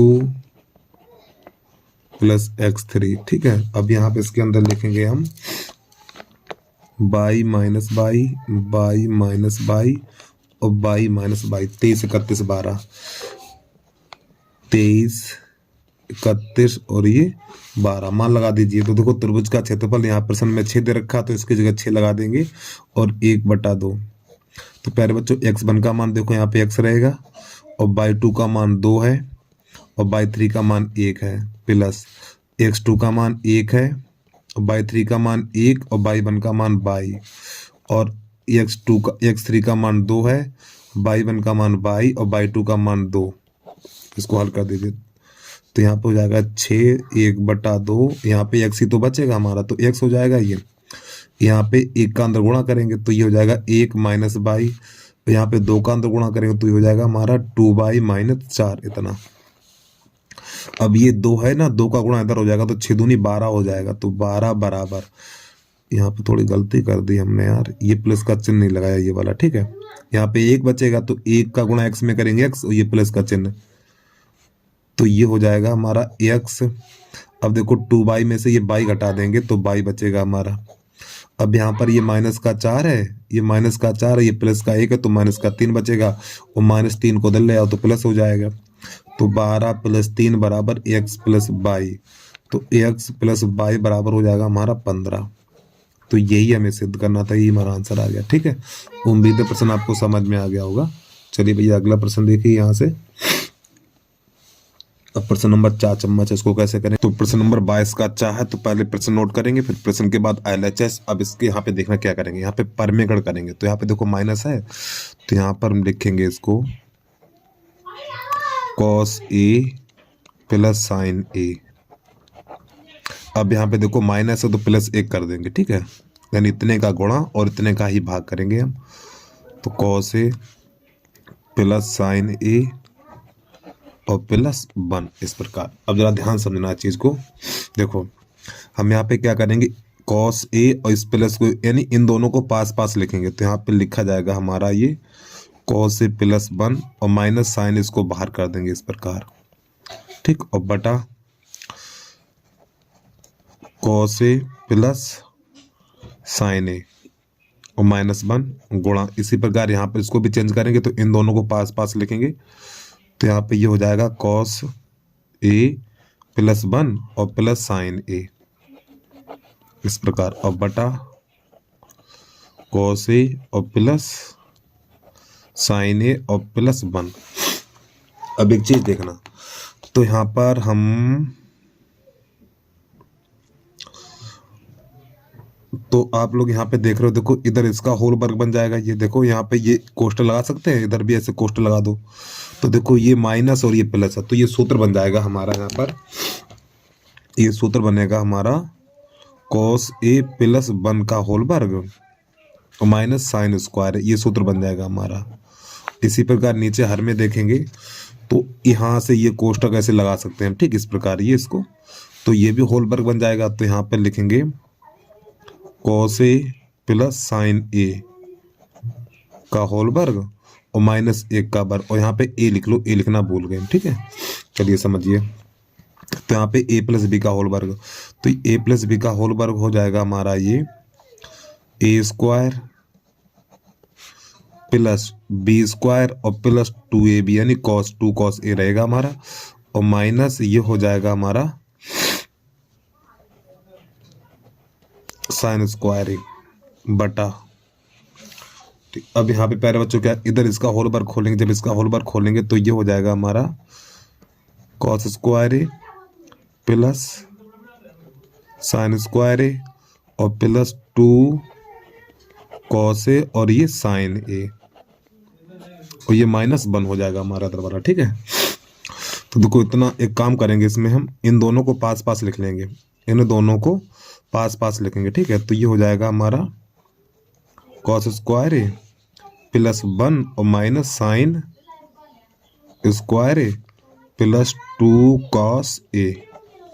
हमने प्यारे बच्चों इन दोनों को पास पास लिख लिया, ठीक है। और बटा, अब हर में देखो, अब इसका मान 1 होता है तो यहाँ पे 1 और प्लस 2 कॉस ए साइन ए -1, ठीक। अब थोड़ा आगे समझिए, तो ये 1 से 1 कट जाएगा। अब यहाँ पे ये हमारा सूत्र बना, ये वाला एक, ये वाला प्यारे बच्चों सूत्र बन गया है, यानी 1 माइनस साइन स्क्वायर ए बराबर होता है हमारा कॉस स्क्वायर, ये सूत्र बना जाके हमारा ये, तो इसकी जगह पे कॉस स्क्वायर लिख देंगे तो ये हो जाएगा हमारा कॉस स्क्वायर ए और प्लस कॉस स्क्वायर ए और प्लस ये वाला 2 कॉस ए, और बटा में लिखेंगे हम 2 कॉस ए इंटू साइन ए, ये चीज़। और समझिए यहाँ पर, तो देखो ये 1 और ये 2 हो जाएगा तो यहाँ पे लिखेंगे 2 कॉस स्क्वायर ए और प्लस 2 कॉस ए, और बटे में लिखेंगे 2 कॉस ए और प्लस इंटू साइन ए रहेगा हमारा, ठीक। प्लस नहीं होगा, गुणा ही होगा, यहाँ पे साइन लिखा हुआ है। अब यहाँ से प्यारे बच्चों 2 कॉस कॉमन लेंगे, जब यहाँ से 2 कॉस ए कॉमन लेंगे तो यहाँ पर बचेगा कॉस ए और प्लस 1 बचेगा इधर, और बटा 2 कॉस ए इंटू साइन ए, ये चीज़ इतनी, तो इससे ये कट जाएगा हमारा। तो इसको थोड़ा और आगे निकालेंगे तो ये बचेगा हमारा कॉस ए, अब 1 को उधर लिख लो ऐसे करके, ठीक, और बटा साइन ए इतना। अब इसको अलग अलग करेंगे, जब इसको अलग अलग करेंगे तो 1 बटा साइन ए और प्लस कॉस ए बटा साइन ए, इतना हो जाएगा। तो 1 बटा साइन कॉसिक होता तो यहाँ पे कॉसिक ए लिखेंगे, और ये कॉस बटा साइन कॉट होता तो यहाँ पे कॉट लिख देंगे। तो बस यही हमारा आंसर आ गया, यही निकलना था। तो LHS बराबर RHS। तो प्यारे बच्चों, बस उम्मीद है प्रश्न आपको समझ में आ गया होगा, ठीक। तो एक बार प्रश्न को दोबारा से देख लीजिए यहाँ से स्टार्टिंग से। और प्यारे बच्चों, जिस बच्चे ने अभी तक यूट्यूब चैनल को सब्सक्राइब नहीं किया तो भैया यूट्यूब चैनल को सब्सक्राइब करो, वीडियो को लाइक करो। और प्यारे बच्चों, आप छोटी सी भैया रिक्वेस्ट है, तो हमारा एक फेसबुक पेज है, यानी फेसबुक और इंस्टाग्राम दोनों को फॉलो कर लीजिए, और उसका लिंक इस वीडियो के डिस्क्रिप्शन बॉक्स में दे देंगे, ठीक है। और जैसे प्रदीप कुमार है तो PRA प्रदीप कुमार, ये हमारी फेसबुक ID है। और इंस्टाग्राम है PRA7566। ठीक है, तो भैया इन दोनों पेजों को आप फॉलो कर लीजिए आप। ठीक है, चलिए अगला देखिए। और इन दोनों फेसबुक और इंस्टाग्राम का लिंक वीडियो के डिस्क्रिप्शन बॉक्स में दे देंगे, वहां से जाके आप प्लीज़ इतना काम कर लीजिए आप। ठीक है भैया, सभी बच्चे फॉलो कर लेना आप, आपकी बहुत कृपा होगी यार। चलिए जल्दी से नोट करिए। अब इसके बाद अगला प्रश्न है हमारा, तो प्रश्न नंबर 23 है हमारा। एक अधूरी मीनार के शिखर का उन्नयन कोण उसके आधार से 40 मीटर दूर स्थित किसी बिंदु पर 45 अंश है। मीनार की ऊंचाई बढ़ाने पर उसी बिंदु पर मीनार का उन्नयन कोण 60 अंश हो जाता है। तो मीनार की बढ़ी हुई ऊंचाई ज्ञात करनी है हमें। ठीक है, चलिए कैसे करेंगे देखना है इसको अब आप। तो प्यारे बच्चों, ये हमारी ये क्षैतिज तल है और ये एक मीनार है, ये अधूरी पूरी बनी नहीं है। ठीक है, तो जो इसका कोण है 45 अंश है। कितना है ये? 45 अंश है। एक अधूरी मीनार के शिखर का उन्नयन कोण उसके आधार से 40 मीटर की दूरी पर, यानी इसके आधार से 40 मीटर की दूरी पर किसी बिंदु से 45 अंश है। तो ये वाला कोण बनेगा हमारा 45 अंश का इतना। ठीक, तो इसको एच कर लें। अब प्रश्न कह रहा है यहाँ पर मीनार की ऊंचाई बढ़ाने पर, तो मीनार की ऊंचाई बढ़ा लो, यहाँ से यहाँ तक कर लीजिए ऐसे। ठीक है, मीनार की ऊंचाई बढ़ाने पर उसी बिंदु पर मीनार का उन्नयन कोण 60 अंश हो जाता है। अब इसको यहाँ से ऐसे मिला दीजिए, तो ये कोण बन गया हमारा 60 अंश का, ये वाला पूरा। तो यहाँ पे 60 लिखेंगे। ठीक है, तो चित्र बन के तैयार हो गया। तो यहाँ पे A B C और ये D, तो ये बड़ी एच कर लो। तो प्रश्न कह रहा है बड़ी हुई ऊंचाई ज्ञात कीजिए, तो हमें इस एच का मान ज्ञात करना इसका। ठीक, चलिए तो यहाँ पे लिखेंगे माना BC एक अधूरी मीनार है। कैसी? अधूरी मीनार है। ठीक है, अब CD क्या कह रहा प्रश्न यहाँ पे? CD मीनार की ऊंचाई बढ़ाई गई है। ठीक है, बढ़ाई गई है, ये वाली इसकी ऊंचाई बढ़ाई गई है। ठीक है, तो हमें यही ज्ञात करना। तो सबसे पहले समकोण त्रिभुज लिखेंगे यहाँ पर हम।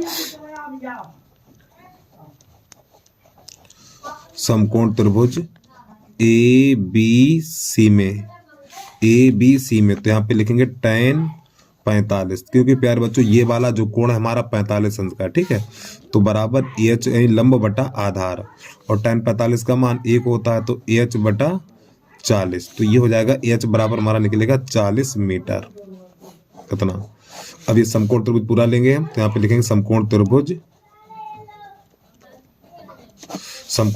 ABD में, तो ABD में समकोण त्रिभुज ABD में, तो यहाँ पे लिखेंगे tan 60, तो AH प्लस AH और बटा 40 हो जाएगा, और tan 60 का मान √3 होता है। अब देखो इस AH का मान कितना है? 40 से निकाल चुके हैं हम, तो यहाँ पे 40 लगा देंगे, तो AH प्लस 40 और बटा 40, तो यहाँ पे कैसे गुणा करेंगे? तो AH प्लस 40 और बराबर 40 √3। अब इस 40 को उधर भेज देंगे, तो AH बराबर हो जाएगा 40 √3 माइनस का 40। अब AH बराबर यहाँ से 40 का अमल ले लेंगे, √3 माइनस 1 इतना। अब देखो ये आंसर है कि नहीं है इतना? इसका देखो आंसर इतना ही छोड़ दीजिए आप। ठीक, इतना ही सही है हमारा, इतना ही सही है। इसमें मान भी नहीं रखवाया, बस इतना छोड़ दीजिए, और इसमें आंसर दिया नहीं, और फिलहाल हमारा आंसर यही ठीक है। यहाँ पे मीटर और लगा दीजिए। ठीक, चलिए प्रश्न को नोट करिए पूरा।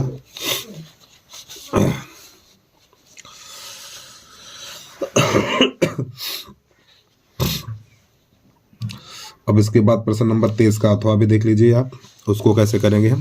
पहले प्रश्न आपको दिखा दें। तो 23 का अथवा ये रहा हमारा। एक लंबवृत्तीय शंकु की त्रिज्या और ऊंचाई का अनुपात इतना है, यदि इसका आयतन इतना है तो शंकु की त्रिज्या ज्ञात कीजिए। चलिए समझिए कैसे करेंगे इसको हम।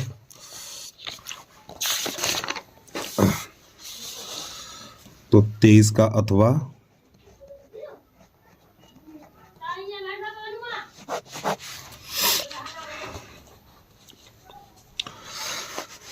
तो यहां पर लिखेंगे हम यानी कि शंकु की त्रिज्या, देखो शंकु की त्रिज्या और ऊंचाई, यानी शंकु की त्रिज्या, देखो एक बार फिर दिखा दे आपको। देखो यहाँ प्रश्न क्या आ रहा है, देखो शंकु की त्रिज्या क्या बोल रहा है, देखो शंकु की त्रिज्या और ऊंचाई का अनुपात ये दिया हुआ है, और ये हमारा शंकु का आयतन है। तो शंकु की त्रिज्या और इसका ऊंचाई का अनुपात है हमारे पास 3/4 ये। तो यहाँ से एच का मान निकालेंगे, जब एच का मान निकालेंगे तो कैसे गुणा कर लो पहले, इसका एस में इसका एस में, तो हमारा हो जाएगा 3h बराबर 4r, तो एच बराबर हो जाएगा 4r/3, ये एच का मान मिल गया हमें। ठीक है, अब इसके बाद शंकु का आयतन, शंकु का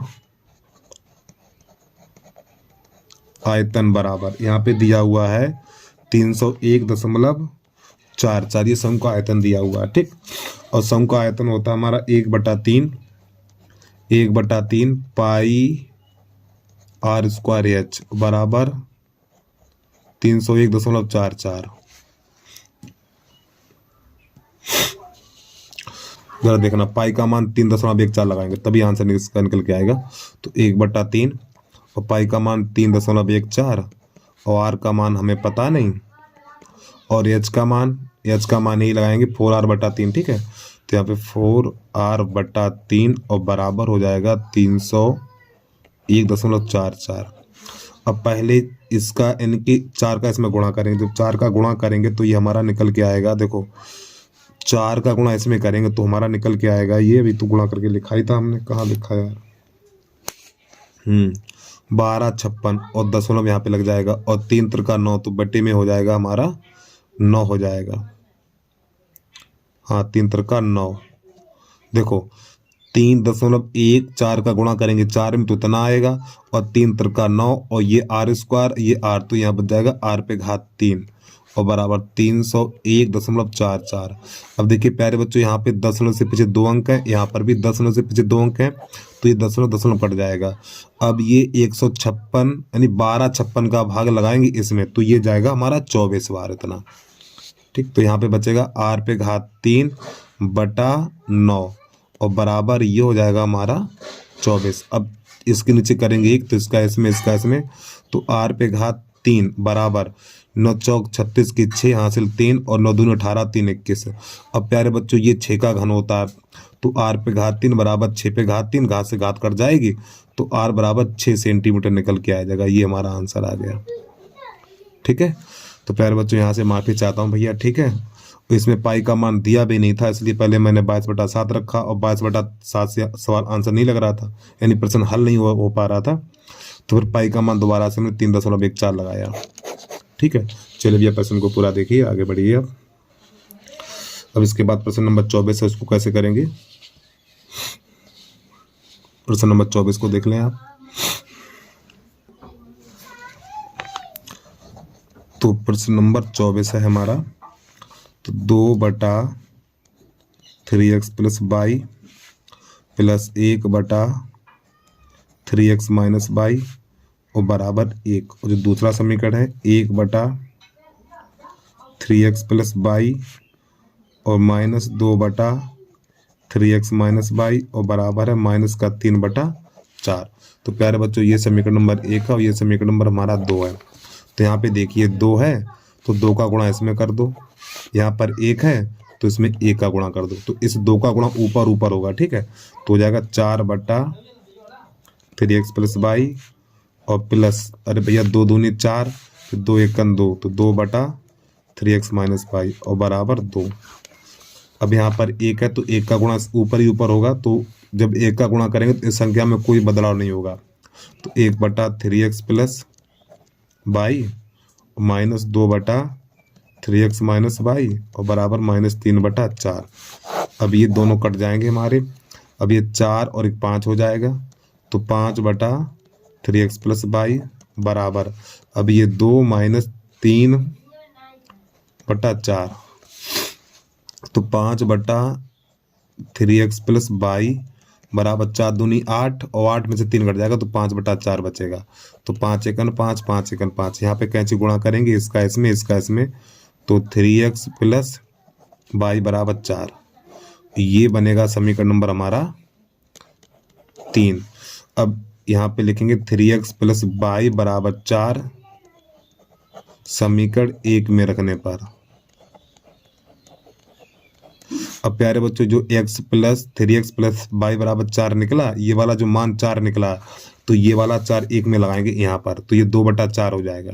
तो यहीं पे लगाने वाले हैं, ठीक है। तो यहाँ पे लिखेंगे 2/4 प्लस 1/3x माइनस वाई बराबर 1। तो 2 एकम 2, 2 दूनी 4। अब ये संख्या उधर जाएगी तो यहाँ पे हो जाएगा 1/3x minus Y, 1/3x minus Y बराबर 1 माइनस 1/2। तो 1/3x माइनस वाई बराबर 2 एकम 2, फिर 2 में से 1 घट जाएगा तो 1/2 बचेगा। यहाँ पे कैसे गुणा करेंगे, इसका इसमें, तो 3x माइनस वाई बराबर 2। ये समीकरण नंबर हो गया हमारा 4। ठीक, अब यहाँ से नया पेज लगाएंगे हम। अब यहाँ पे समीकरण जो ऊपर 3 बनाया था हमने, देखो ये वाला समीकरण नंबर 3 और समीकरण नंबर 4 को हल करेंगे। तो यहाँ से लिखेंगे हम समीकरण 3 तथा 4। तो यहाँ पे 3x प्लस वाई बराबर 4, जो तीसरा है ये वाला 3x माइनस वाई बराबर 2, इन दोनों को ले लिया। ठीक है, हमने अब इन दोनों को हल करेंगे। तो प्यारे बच्चों वाई से वाई कट जाएगा तो ये हो जाएगा 6x बराबर, ये हो जाएगा 6x। अब ये काटेंगे 6 तो x बराबर 1। तो x का मान जिन समीकरण को हल करते हैं, हमने 3 और 4 को हल किया, तो x का मान या तो 3 में लगाओ या फिर 4 में लगाओ। तो 3 में रखने पर, 3 में रखने पर तो जो हमारा x बराबर 1 निकला है, जो x बराबर 1 3 में लगा दीजिए। ठीक है, ये वाला जो समीकरण है हमारा, इसमें ये देख सकते हैं, इसमें लगा रहे हैं। ठीक है, तो यहाँ पर लिखेंगे जो तीसरा समीकरण है हमारा 3 गुणा 1 प्लस वाई बराबर 4। तो ये 3 एकनी 3 रहेगा, 3 प्लस वाई बराबर 4। अब 3 को उधर भेजो तो वाई बराबर हो जाएगा 4 माइनस 3, तो वाई बराबर 1। तो प्यारे बच्चों यही दोनों हमारे आगे आंसर। ठीक है, x बराबर 1 और y बराबर 1, ये दोनों आंसर आ गए हमारे। चलिए प्रश्न को पूरा देखिए आप, फिर इसके बाद आगे बढ़िए। तो यहाँ से इसकी स्टार्टिंग करेंगे आप। थोड़ा बड़ा सवाल है, कम से कम 6 नंबर में आएगा। कै नंबर का है? 6 ही का है ये। और 6 नंबर के ऐसे तो ना मिल जाते हैं बटोरने के लिए, बहुत मेहनत करनी पड़ती है भैया। चलिए जल्दी से नोट करिए, इसके बाद अगला प्रश्न देखिए आप।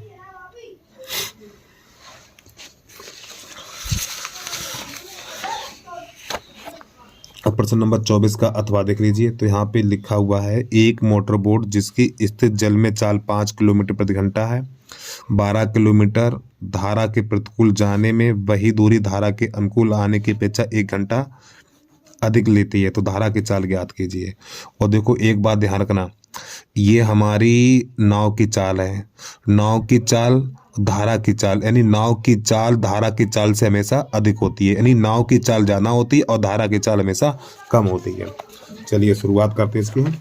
तो प्रश्न नंबर है 24 का अथवा, 24 का अथवा। तो यहाँ पे लिखेंगे माना धारा की चाल बराबर x किलोमीटर प्रति घंटा, और इसके बाद नाव की चाल है, जो हमारी नाव की चाल बराबर है कितनी है, 5 किलोमीटर प्रति घंटा, 5 किलोमीटर प्रति घंटा। ठीक है, अब यहाँ पे समय वाला सूत्र लगेगा, यानी समय बराबर जो सूत्र होता है हमारा, समय बराबर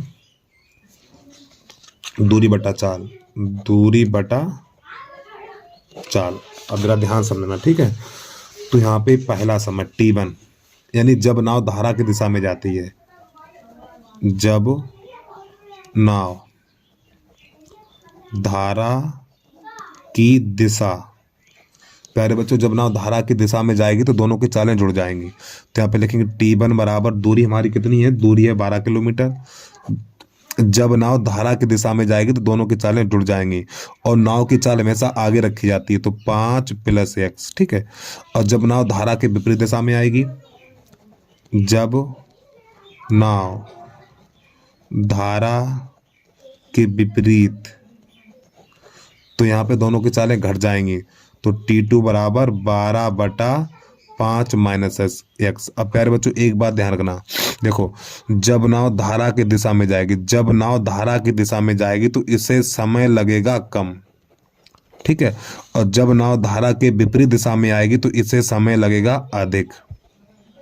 तो जाना वाले में से कम वाले को घटाना है, तो यहाँ पे लिखेंगे T2 माइनस T1 बराबर 1 घंटा अधिक लगता है। देखो यहाँ पे प्रश्न में दिया हुआ 1 घंटा अधिक, तो T1 T2 के मान लगा दीजिए।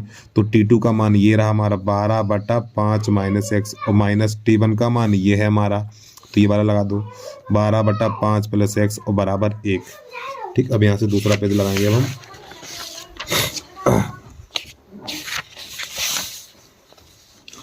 तो अब यहाँ से हम 12 कॉमन लेंगे, ठीक है। जब प्यारे बच्चों यहाँ से 12 कॉमन लेंगे तो यहाँ पर बचेगा 1/5 माइनस एक्स और माइनस 1/5 प्लस एक्स और बराबर 1। अब यहाँ से क्या करेंगे हम, इसका गुणा इसमें करेंगे, इसका इसमें करेंगे, नीचे का नीचे करेंगे। तो पहले तो 12 लिख लीजिए, तो इसका इसमें 5 प्लस एक्स और माइनस, और जब इसका इसमें करेंगे तो इसके चिन्ह बदल जाएंगे, तो माइनस एक्स प्लस का एक्स हो जाएगा। और तरीके इसका गुणा इसमें करें तो ये आएगा, इसका इसमें करेंगे तो ये माइनस का 5 हो जाएगा, माइनस का 5 और ये प्लस का एक्स हो जाएगा। और बटा ये एक बार प्लस एक बार माइनस है, तो 25 माइनस एक्स का होल वर्ग बन जाएगा और बराबर 1। अरे भैया एक बार प्लस एक बार माइनस है ना ये।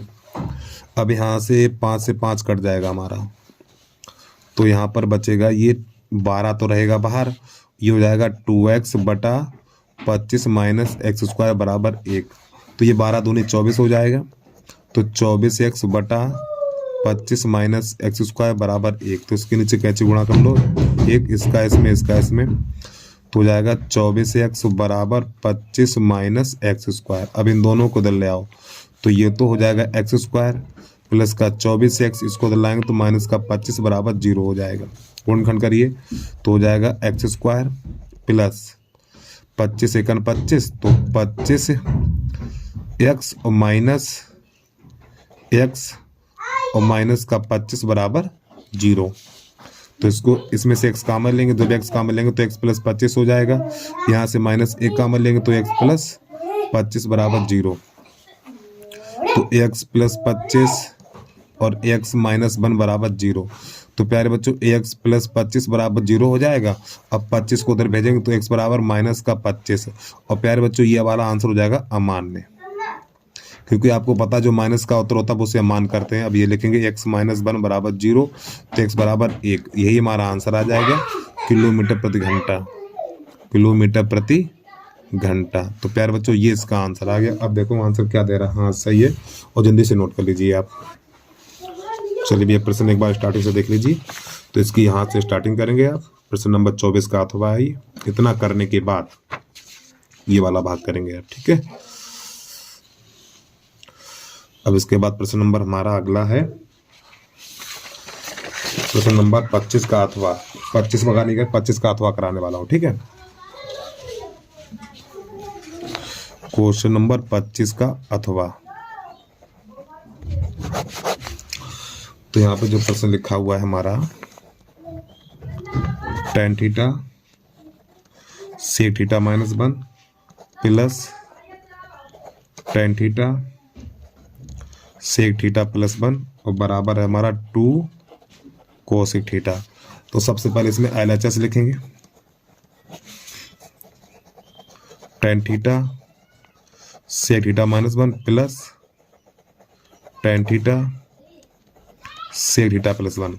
तो यहाँ पे tan और cos को चेंज करेंगे, tan को लिखेंगे हम sin थीटा बटा cos थीटा, और इस cos को इस sec को लिखेंगे 1 बटा cos थीटा माइनस 1, ठीक। इसी प्रकार इसको tan को लिखेंगे हम sin थीटा बटा cos थीटा, और फिर cos इस sec को लिखेंगे 1 बटा cos थीटा प्लस 1। थोड़ा आगे बढ़िए, तो sin थीटा बटा cos थीटा, अब प्यारे बच्चों इसके नीचे एक करेंगे तो इसका गुणा इसमें इसका इसमें, तो ये हो जाएगा 1 माइनस cos थीटा और बटा cos थीटा और प्लस sin थीटा बटा cos थीटा। फिर इसके नीचे एक करेंगे तो इसका इसमें इसका इसमें, तो हो जाएगा ये हमारा 1 प्लस कॉस थीटा और बटा कॉस थीटा। तो प्यारे बच्चों इस कॉस से कॉस कट जाएगा और इस कॉस से ये कॉस कट जाएगा, तो यहाँ पर जो बचेगा हमारा साइन थीटा बटा 1 माइनस कॉस थीटा और साइन थीटा बटा 1 प्लस कॉस थीटा। अब ऊपर से देख सकते हो साइन कॉमन है, तो ऊपर से साइन कॉमन ले लेंगे हम। तो जब साइन थीटा कॉमन लेंगे तो यहाँ बचेगा 1 माइनस कॉस थीटा और प्लस 1 प्लस कॉस थीटा। ये अब यहाँ पर ये लिखेंगे हम साइन थीटा। तो देखिए इसका गुणा इसमें करेंगे, इसका इसमें करेंगे, नीचे का नीचे करेंगे, तो 1 प्लस कॉस थीटा और 1 माइनस कॉस थीटा। और भैया इसका इसमें और बटा ये एक बार प्लस एक बार माइनस है, तो 1 माइनस कॉस स्क्वायर थीटा हो जाएगा हमारा। अब ये देखो यहाँ से कॉस कट जाएगा, तो यहाँ बचेगा ये साइन थीटा और प्यारे बच्चों यहाँ पर 1 और 1 2 हो जाएगा बटा और 1 माइनस कॉस स्क्वायर साइन होता है, तो यहाँ पे लिख देंगे साइन स्क्वायर थीटा। तो एक साइन से एक साइन चला जाएगा, तो यहाँ पर बचेगा हमारा 2 बटा साइन थीटा। तो प्यारे बच्चों इसको लिख सकते हैं हम 2 गुणा 1 बटा साइन लिख सकते हैं ऐसे करके। अब 1 बटा साइन क्या होता है, 1 बटा साइन कोसिक होता है, तो 2 कोसिक थीटा। तो ये हमारा आंसर आएगा। तो LHS और बराबर RHS। ठीक, चलिए भैया प्रश्न को पूरा देखिए। तो यहाँ से इसको स्टार्टिंग करेंगे। तो बस प्यारे बच्चों आज के लिए इतना ही। तो आप सभी लास्ट में बस छोटी सी रिक्वेस्ट है, छोटी सी विनती है, यदि आपने अभी तक यूट्यूब चैनल को सब्सक्राइब नहीं किया तो यूट्यूब चैनल को सब्सक्राइब कर लो, वीडियो को लाइक कर लो भैया। ठीक, और इस वीडियो को शेयर जरूर कर देना आप। तो बस आज के लिए इतना ही। जय हिंद, जय भारत।